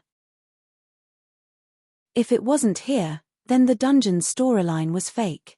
It was a deliberately arranged storyline. This was extremely important evidence for Guhan to determine the authenticity of the dungeon. No, I didn't meet Zetian here. How could I have met him here for the first time? I have no impression of this place. Heavenly Sword shook her head desperately. Then, the dungeon's storyline is fake. Guhan looked a little confused. This wasn't right. According to Guhan's guess, it shouldn't be like this. Then Heavenly Sword, where do you remember meeting Zetian for the first time? Guhan repeated the question. It's. Heavenly Sword was full of confidence and wanted to answer this question, but the words were stuck at the tip of her mouth. What the hell? Where is it? Why can't I remember? Hehe, it seems like someone is the same as me, suffering from amnesia. Queen Yu laughed in the Zifu. Because she lost her memories of Kanzu, she felt that her life was incomplete. She didn't expect Heavenly Sword to be the same as her, suffering from the same illness. She suddenly felt that her life was complete again. Bullshit. I just can't remember the first time Zetian and I met. As for the rest of my memories, I remember them clearly, unlike you. You've completely forgotten everything, Heavenly Sword retorted angrily, but this couldn't hide the fact that she had lost this memory. It seems like someone used a big method to erase this memory of yours. Guhan put his arm around Heavenly Sword's shoulder to calm her down. Someone seems to not want you to remember something. It's you. It's you who erased my memory. Zetian suddenly turned his head and looked at Yi Qing fiercely. Zetian, it must be you. It must be you who erased my memory. I know, those 2 bitches, Yuan2 and Avicii, have this ability. They personally erased the memory of that silly girl Yixian.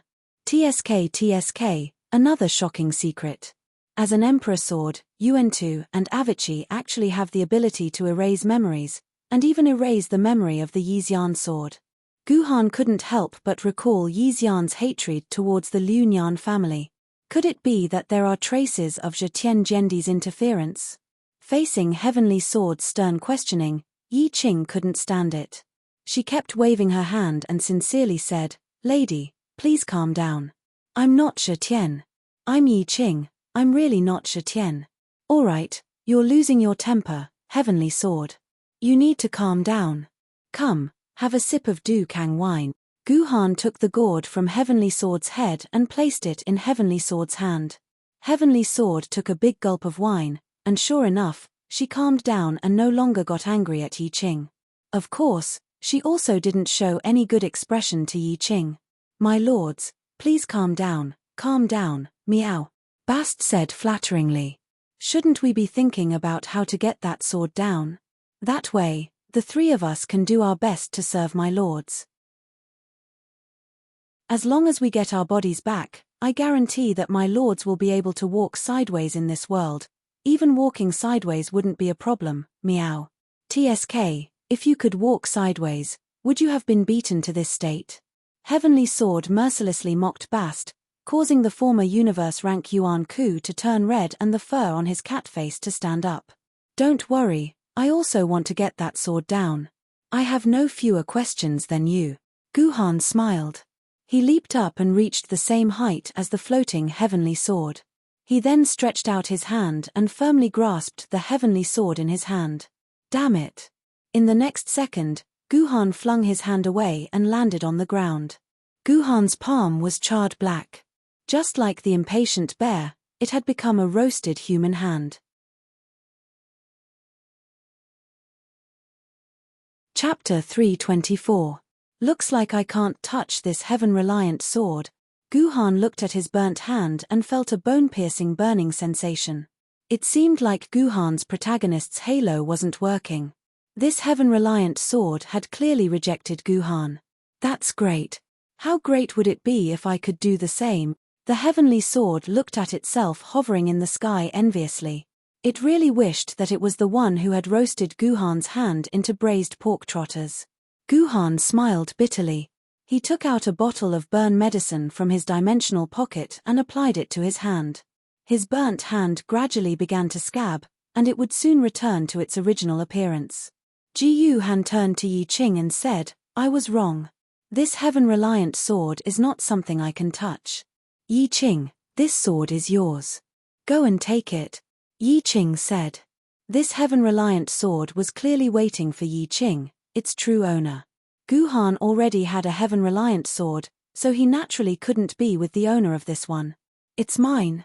Yi Qing was stunned. She subconsciously glanced at Guhan's braised pork trotters, then hid her hand behind her back. She instinctively wanted to reject this suggestion. In the end, the word reject was stuck in Yi Qing's mouth for a long time. In the end, she still said it. Instead, she gritted her teeth and walked over to the heaven-reliant sword. She reached out with her trembling hand, wanting to pluck the sword out of the sky. Since Sir Military Governor has given me this task, how can I reject it? Besides, if my hand is burnt like Sir Military Governor's, Sir Military Governor will definitely be very happy. These were Yi Qing's thoughts. What the hell was this? In short, Yi Qing had made up his mind to retrieve the heaven-reliant sword even if his hands were burnt to a crisp. However, there was a problem. The heaven-reliant sword was around 6 meters tall. Even with the addition of Bai Tiejian's physique, Yi Qing was only able to jump 2 meters above the ground. Even with his height, he was still 2 meters away from reaching 6 meters. This was a very awkward situation. Yi Qing kept jumping like a frog, but he was still unable to touch the heaven-reliant sword. Yi Qing's face was completely red. He even had the thought of dying. Let me help you. Just as Yi Qing was about to die, Guhan extended a helping hand. Guhan came to Yi Qing's side. He squatted down and hugged Yi Qing's skinny but smooth calf. Then, he lifted her whole body. Heavens! I am actually being carried by Sir Military Governor. My feet feel so warm. If only Sir Military Governor was hugging my waist. Damn it, what the hell am I thinking? Yi Qing's mind was running wild. On the other side, Guhan was telling Yi Qing, I will jump later.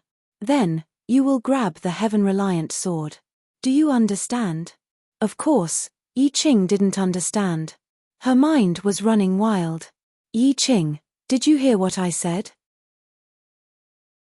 Guhan increased the volume of his voice. Only then did Yi Qing wake up from her own world. She repeatedly said that she heard him. After hearing Yi Qing's reply, Guhan immediately jumped up from the ground. Even though he was carrying Yi Qing, he still jumped 3 meters above the ground. Yi Qing didn't even need to stretch her hand. She was able to grab the heaven-reliant sword. Is this what it feels like to be burnt? Why does it feel so different from how it usually feels? Just as Yi Qing was thinking about this, she no longer had the time to think about it. In just one day, Yi Qing had turned into stone for the second time. Once again, she entered a synchronized state. As expected, the heaven-reliant sword was prepared for her. Guhan gently placed Yi Qing's body on the ground. Then, he stood beside Yi Qing and began to protect her. Interestingly enough, this was the second time Guhan had protected an NPC in a synchronized state. The first time was during the fleeting calendar. In the end, Guhan stabbed him to death with his sword. Without the protection of the heaven-reliant sword, the shields around the 3 coffins disappeared. When they saw the shields disappear, Bastet and the other 2 animals did not say anything else. They rushed to the side of their coffins and lifted the lids. Then, they threw their souls into the coffins. They actually managed to find their own coffins without opening the lids. It was probably because of the smell. Logically speaking, if you covered your eyes, would you be able to sniff out the smell of your own clothes? It didn't take long for the souls to return to their bodies. In less than a minute, the coffin that the husky had entered was the first to move. A strong man with a jackal's head and a scepter climbed out of his coffin. It was obvious that his movements were very stiff. That was normal. Even if your body hadn't moved for 200 years, it would still be stiff. This was the real body of the Egyptian god of death, Anubis. The first thing he did when he came out of his coffin was to hit himself on the head with his scepter. Then, he said excitedly, "It feels so good to be able to hit myself on the head." The second thing to appear was the black bear's coffin. Who would have thought that when the heavy black bear climbed into the coffin, it would actually be a petite and charming young girl with a small waist? This young girl's beauty was like the legendary natural seductive bones. Each and every one of her movements carried an enchanting charm. This was the goddess of fertility and resurrection, Isis. She only wore a thin layer of gauze, and there was nothing underneath it. Her crimson cherries on her chest and the black grass between her legs could be vaguely seen. Could you imagine that such a beautiful girl's original form was a clumsy bear? After Isis came out, she excitedly pinched her chest and exclaimed, "My big bun is back." Then, she lifted her gauze and dipped it into her mystical realm for a while, making a splash. She shouted excitedly again, "I can have fun again." The last to appear was our cat goddess Bastet. At this time, he had completely turned into a cat. He seemed to be holding Assam's flesh in his mouth and spitting it out like garbage. Then, with a light leap, he jumped in front of Guhan and said fiercely, "Stupid human, how dare you play with the great god Bastet again? Bastet pronounces your death sentence, meow." Well, this Bastet, who had been trembling in front of Guhan before, was now arrogantly announcing the death sentence to Guhan like a master. Cats were indeed creatures that would turn their backs on people. "Bastet, are you rebelling?" Guhan looked at the smug cat in front of him with interest. Who could imagine how it looked like before when it was kneeling and licking him? "Mph, how can this be considered rebelling? When did this god say I would be your subordinate? Meow." Bastet had an expression of concern for the mentally retarded. "This is just a necessary means to get back our bodies. Besides, the one who promised you was this useless cat slave. You can take it as your subordinate, meow." Bastet looked at Assam's body with disdain. At this time, the soulless body of the cat slave was thrown on the ground like a rag. It was really too pitiful. "Sigh, no matter what, he has provided you with rental services for 200 years. If you are so heartless, you will suffer greatly in the future." Gu Han advised Bast as if he was a senior. "Meow my, don't talk nonsense with me, meow. That damned knight actually dared to make us your slaves. I meow his ancestors, meow. Don't say that Lord Bastet is ungrateful, I'll let you off the hook. If you're willing to become the slaves of our great Egyptian gods, we'll spare your lowly lives. But I'll extract your souls, and then lock your bodies in this coffin, so that you can enjoy the treatment we once enjoyed, meow." "Sigh, stupid." Guhan shook his head and lost interest in chatting with Bastet. He then asked Anubis and Isis, "What about you two? Do you have the same attitude as Bastet?" "I will listen to Isis." Anubis' dog face smiled honestly. It seemed that he was used to listening to Isis' words.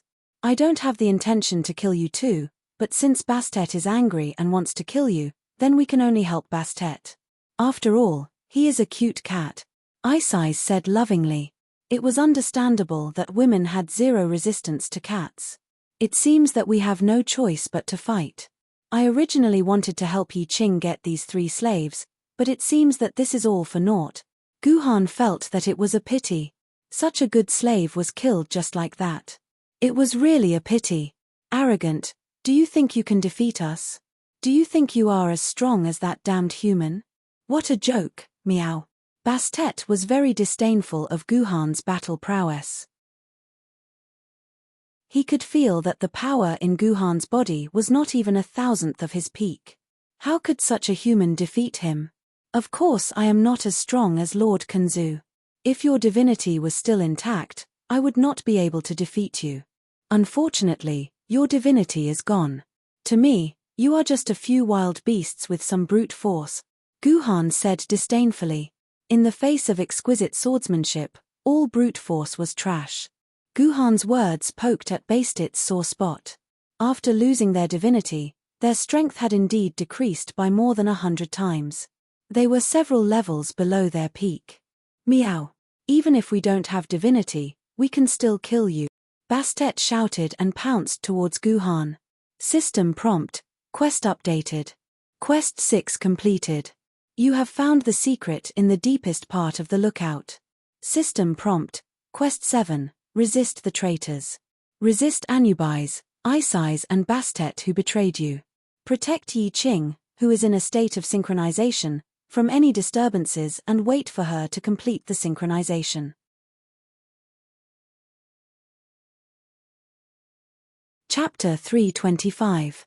I'll meow your *s. Bast was the first to launch an attack at Guhan.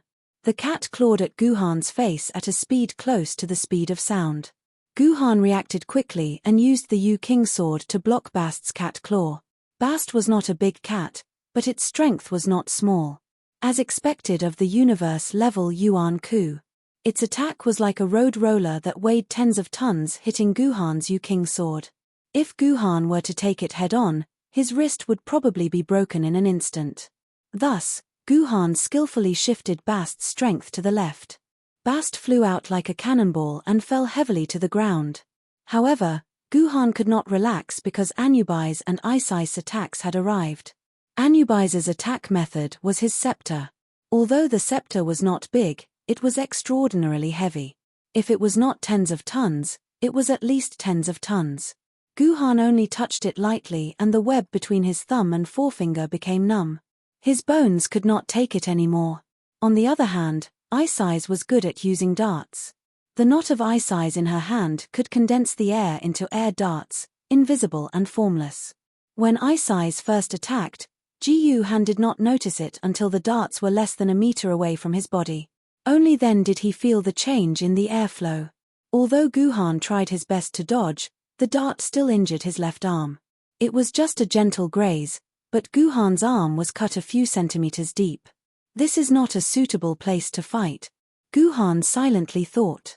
Guhan's current fight was rather stifling. This was because behind Guhan was the petrified Yi Qing. Guhan did not dare to go all out. He was deeply afraid that his attacks would injure Yi Qing and interrupt her synchronization. If that happened, he would completely fail the instant's dungeon quest. I have to think of a way to pull the battle far away. Guhan made up his mind. At that moment, the black cat Bast, who had been thrown away, attacked angrily. It wanted to use its sharp claws to cut Guhan's throat, but Guhan gently moved sideways. His left hand grabbed Bast's tail and lifted it. Bastet, I think the real reason for your rebellion is because your IQ has been crushed by me too much. Guhan raised Bast in front of his eyes and said mockingly, your intelligence is the stupidest cat I've ever seen. Even Garfield is smarter than you. Logically speaking, Bast's intelligence was much higher than most humans. Compared to 99% of cats, it was much smarter. However, Guhan was not lying. Bast was indeed the stupidest cat he had ever seen. This was because Guhan had only seen this cat in his entire life. In Yuzhang City, cats were rare pets, much rarer than dogs. If an ordinary family was willing to spend a sum of money, they could still get a dog as a pet. But if you wanted to raise a cat, please, did you have the approval from the council? Without the approval, did you still want to raise a cat? In short, cats were very rare in Yuzhang City. They could not be seen in ordinary residential areas. There might be a few in the core area, but Guhan had not had the opportunity to see one. So, Bast was indeed the first cat that Guhan had seen with his own eyes. Unfortunately, Bast did not know this. It was about to explode when it heard Guhan's words. "Stupid human, Bastet is going to kill you. You actually dare to compare that Garfield fellow to this meow meow. I'm going to die of anger." Well, Bast was really angry. The most annoying thing in its life was to hear someone compare it to Garfield. Garfield was a reverse scale in Bast's heart that could not be touched. Speaking of Garfield's story, he was very famous in the human world. In essence, Garfield was like Bastet, both of them were marshals. Moreover, Garfield's qualifications were very high. On the first day of the apocalypse, Garfield came to the human world. This was the only Yuan Ku that existed from the first day of the apocalypse to the present day. Speaking of Garfield's level, in the beginning, humans gave Garfield the level of a mouse. Yuan Ku. A cat with the name of a mouse was really a tragic thing. The reason why Garfield was determined to be a mouse Yuan Ku was very simple. It was because Garfield was the first Yuan Ku to surrender to a human and the first Yuan Ku to be captured by an ordinary human. Yes, this Garfield carried the name of Yuan Ku for nothing, but he was tragically captured by an ordinary human. Don't think too much about it. That was an ordinary person living in the old Yangjing city. His life ended as an ordinary person. At first, the ordinary person thought that Garfield was just an ordinary fat cat that had been sleeping on the ground. This person, who had been starving for a few days, thought of slaughtering Garfield and stewing it. Therefore, it was very simple for him to capture Garfield with just 2 hands. Garfield did not even resist. When this person boiled water and was about to skin Garfield, the sleepy Uncle Cat suddenly said, "Hey, cat slave, are you going to boil water for this Uncle Cat to bathe?" This ordinary person was scared half to death and hurriedly handed Garfield over to the police who maintained the stronghold. Then, Garfield became a Yuan Ku sample and lived in the human laboratory for more than 400 days. During these 400 days, Garfield was very cooperative with the human research. He never resisted and never escaped from prison. Nonsense. With pizza serving him every day, how could this Uncle Cat bear to escape? If it weren't for the fact that the old Yangjing city had not been breached by Yuan Ku 400 days later and the humans had begun to flee to the dimensional rift under the leadership of Kunzu, leaving this obedient Garfield in the old Yangjing city, this Uncle Cat would probably have lived in the human laboratory for the rest of his life. However, the results of these 400 days could not be underestimated. Through the research on Garfield, the humans' understanding of Yuan Ku skyrocketed. They also gradually understood Yuan Ku's origins and the fact that they were hiding in the dimensional rift. It could be said that Garfield had revealed the first page of Yuan Ku's secrets to the humans. However, as Garfield's figure became active in various battlefields, the humans' evaluation of Garfield's level rose from mouse-level Yuan Ku to universe-level Yuan Ku. That's right, it was universe-level Yuan Ku. It was equivalent to a sword wielder at the immortal sword tier. It was the same universe-level Yuan Ku as Bastet. The reason why there was such a huge increase in level was that the humans discovered that Garfield was a monster that could not be killed.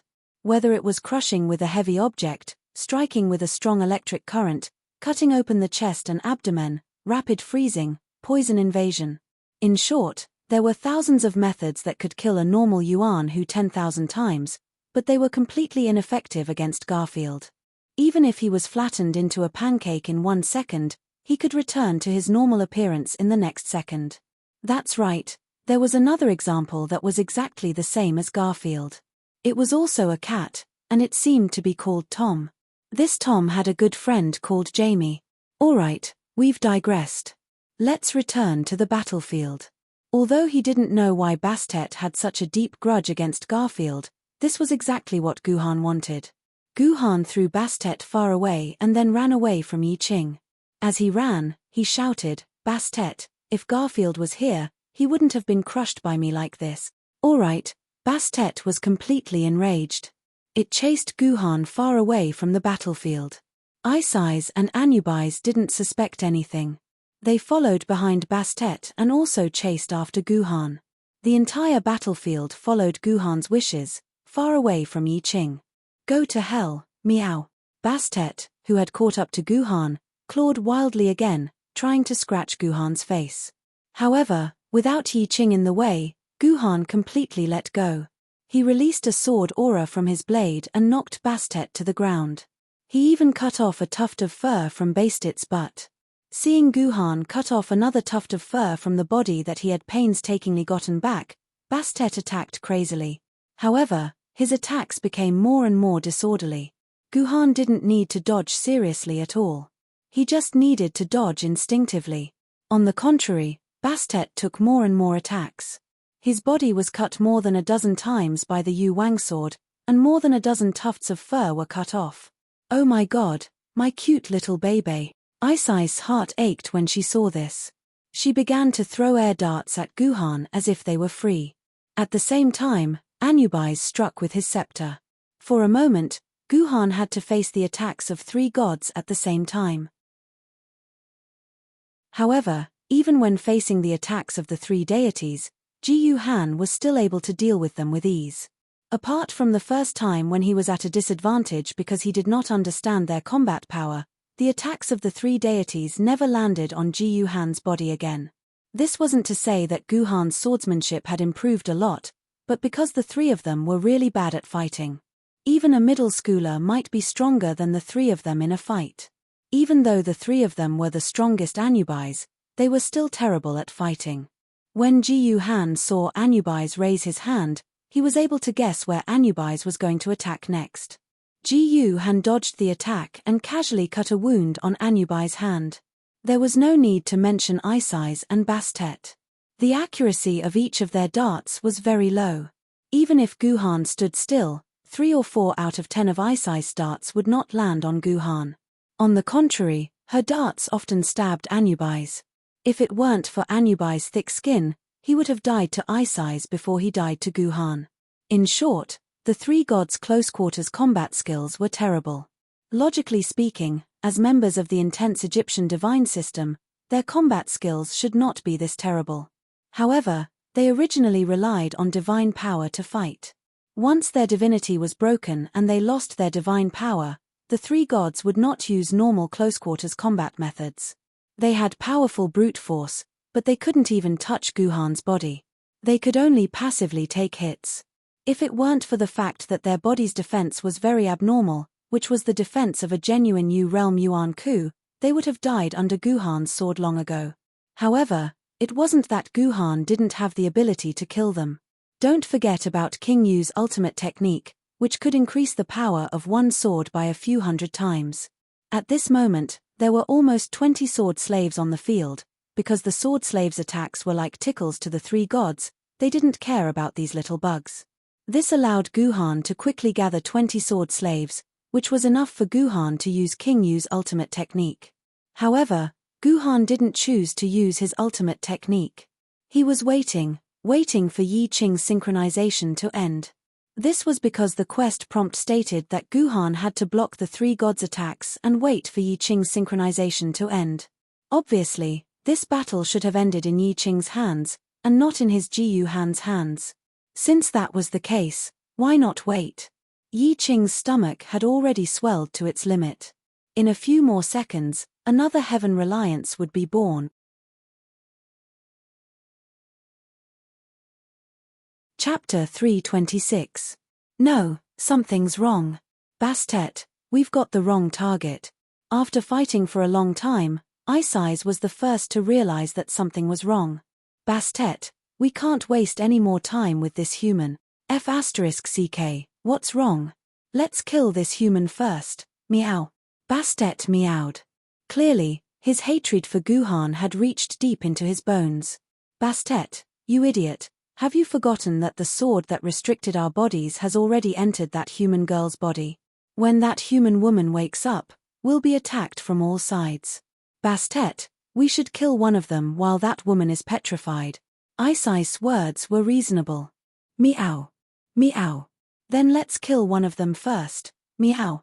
Bastet finally understood and tried to leave the battle with Guhan to kill the petrified Yi Qing. However, how could Guhan let them get what they wanted? Guhan let out a long roar and 5 sword beams swept towards the 3 deities. The 3 deities dodged in a hurry, but they were still hit. Their bodies were slashed with more than 10 wounds.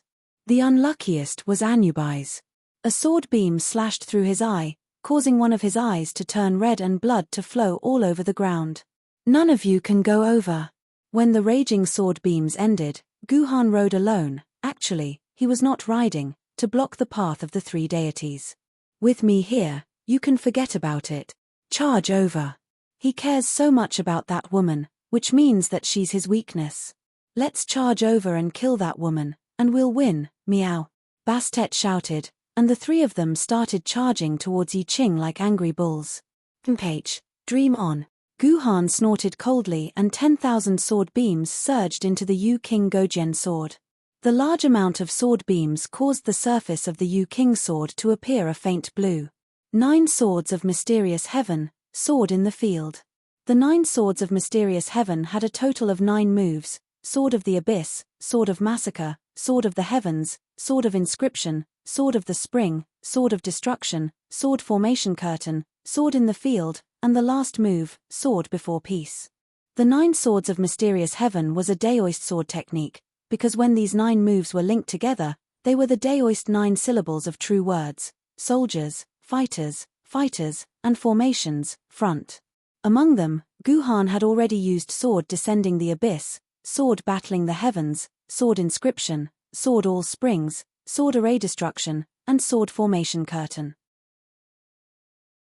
Sword of the Abyss was the sword chi that Guhan had just released. Sword Dipper Vault was Guhan's strongest single-target killer move. Engrave of the Swordsman allowed Guhan to use the sword kinesis technique before reaching the immortal sword tier. Sword of the Spring was Guhan's defensive skill, which could form an umbrella-shaped shield in front of him. Sword Rend was the best choice for a large number of opponents, and it was an AoE skill. Sword Formation Curtain was a set of movement skills. And depending on the amount of sword chi invested, it could trigger different dodging effects. 9 swords of mysterious heaven, sword in the field. This was a move that Guhan had never used before. The Yu King sword, which was filled with sword chi, was stabbed into the ground by Guhan, leaving only the hilt exposed. The moment the Yu King Gojian sword was stabbed into the ground, the entire ground began to tremble as if there was an earthquake. Countless sharp spikes protruded from the ground, sending Bast and the other 2 gods flying. The ground that did not have spikes began to sink, sinking by more than 10 meters. When the sword in the field ended, the ground within a few hundred square meters sank, turning into a sharp stone forest. Bast and the other 2 were all trapped at the bottom of the stone forest. They had lost their god power, so they did not have the ability to fly. It was impossible for them to fly out of the stone forest that had sunk into the ground. There was only one way to get out, and that was to hug the stone pillars and slowly climb up. Although it would only take them a few minutes to climb up with their physiques, these few minutes were enough for Yi Qing to complete the final synchronization. A minute later, Bast, who was in cat form, was the first to jump out of the stone forest. It was so angry that it gave up on killing Yi Qing. Instead, it focused its anger on Guhan. However, before its claws could touch Guhan, it was blocked by a sword that appeared out of nowhere. Meow! Bast cried out in pain. Its claws were covered in blood.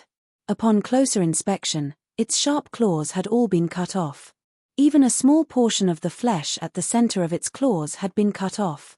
Sorry to trouble you, husband, to protect Qing. The sword returned to its owner's hand. Yi Qing, who was as imposing as an empress, slowly walked to Guhan's side.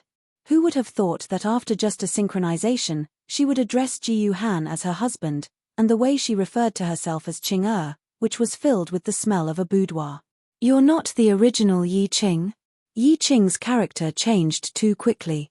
Previously, she called him Sir Military Governor and deliberately kept a distance from him. But now, she called him husband as if they had lived together for more than 10 years. It seemed to have become a habit, just like how one would call one's mother. Of course I'm Yi Qing. How can husband doubt Qing? Qing will be sad. When Yi Qing said this, she looked sad and tearful. If she had not held back her smile, Guhan would have thought that he had hurt Yi Qing's heart. Meow, adulterous couple, meow. Bast, who had the flesh at the center of its claws cut off, was probably more than 200% angry. Its body suddenly grew bigger. The small cat's body became dozens of times bigger, and it became a mighty lion. The lion's 4 hooves pressed on the ground, and its whole body rushed towards Yi Qing like a cannonball. I have some chores to take care of right now. Qing will talk to husband after I get rid of this beast. Yi Qing showed a shy expression to Ji Yuhan, and then this expression instantly changed into a cold and stern one. Seeing Bastet pouncing over, the heart of the cat trembled, as if something terrible was about to happen. Evil creature, you are getting bolder and bolder. With a flip of the heaven-reliant sword in Yi Qing's hand, he neutralized Bastet's attack. Then, he grabbed one of Bastet's ears and twisted it forcefully. Bastet's face instantly looked as though someone had knocked over a jar of sauce. An indescribable expression appeared on his face. Meow. Yi Qing's heaven-reliant sword slashed out again and one of Bastet's ears was cut off. The pain was so intense that Bastet was no longer able to maintain his lion form. He fell to the ground, clutching his head with his little paws as he rolled about and howled in pain. One could only imagine how painful it was to lose an ear. In less than 10 seconds, Bast had completely lost the ability to fight. This kind of battle left Guhan speechless. The reason why Ji Yuhan had been entangled with these 3 deities for so long and had to use the 9 swords of mysterious heaven, sword in the field to buy time was because Ji Yuhan could not completely break through the physical defenses of these 3 deities. At most, he could leave a small wound on their bodies. He could not directly cut off one of their ears like Yi Qing did. Bast and the other 2 gods' physical bodies were at the universe level Yuan Ku level. Even if they had lost the protection of their godheads, which reduced their defenses by more than 100 times, they should still be at the level of a nether level or a meteor level Yuan Ku. Guhan was a sword wielder with only about 4,500 sword elements. It was normal for him to be unable to break through their defenses. Yet, Yi Qing had easily sliced off his opponent's ear. This meant that Yi Qing's attack was strong enough to break through a nether-grade Yuanshan's defenses. Including the damage from the heaven-reliant sword, Yi Qing would need at least 50,000 points of sword essence to achieve such a feat. No, it's absolutely impossible for Yi Qing to have 50,000 sword elements. This is impossible. Guhan put a huge X on this guess. Yi Qing wasn't even 18 yet, so all her sword elements were innate sword elements. Since ancient times, the number 1 innate sword element had always been Kunzu. His innate sword element was only 15,000 points. How could Yi Qing surpass Kunzu by 3 times? After Bast lost his ability to fight, Anubis and Isis finally climbed out of the stone forest. When they saw Bast rolling on the ground and howling in pain, they were stunned. How could the great cat goddess Bast lose an ear in the blink of an eye? The 2 of them were stunned, but Yi Qing was not. She sneered and the heaven-reliant sword in her hand floated up. It was like a fish swimming in the air. Sword kinesis technique. Guhan's eyes lit up. Yi Qing had actually used the sword kinesis technique. Only immortal sword wielder could use this long-range control technique. He hadn't expected Yi Qing to be able to use it. However, Guhan seemed to have forgotten that he could also use the sword kinesis technique. The engraved swordsman of the mysterious Sky 9 swords allowed Guhan to master the sword kinesis technique in advance. When his attention returned to Yi Qing, the fish-like heaven-reliant sword circled around Yi Qing and charged at Anubis. When Anubis saw the flying heaven-reliant sword, he didn't think much of it. He raised his scepter, intending to block the attack. However, Anubis regretted his sloppy attitude. The heaven-reliant sword made a miraculous turn, circled around Anubis' scepter, and flew behind him. It stabbed at the dog-headed man's neck. In the next second, Anubis, who had been insufferably arrogant and mighty, fell to the ground like a husky. He stuck out his tongue and lost the ability to fight. Why am I the only one left? When Isis saw that the situation was not right, she made a prompt decision and immediately ran toward the exit. As a result, the The flying heaven-reliant sword chased after Ice Eyes and ruthlessly slashed at her perky buttocks. A large piece of buttocks flew out of her buttocks. Ice Eyes cried out in pain and fell to the ground along with her two companions. The battle was over. You're tuning in to the Celestial War YouTube channel. Don't forget to subscribe and join us on this journey to catch the most captivating stories.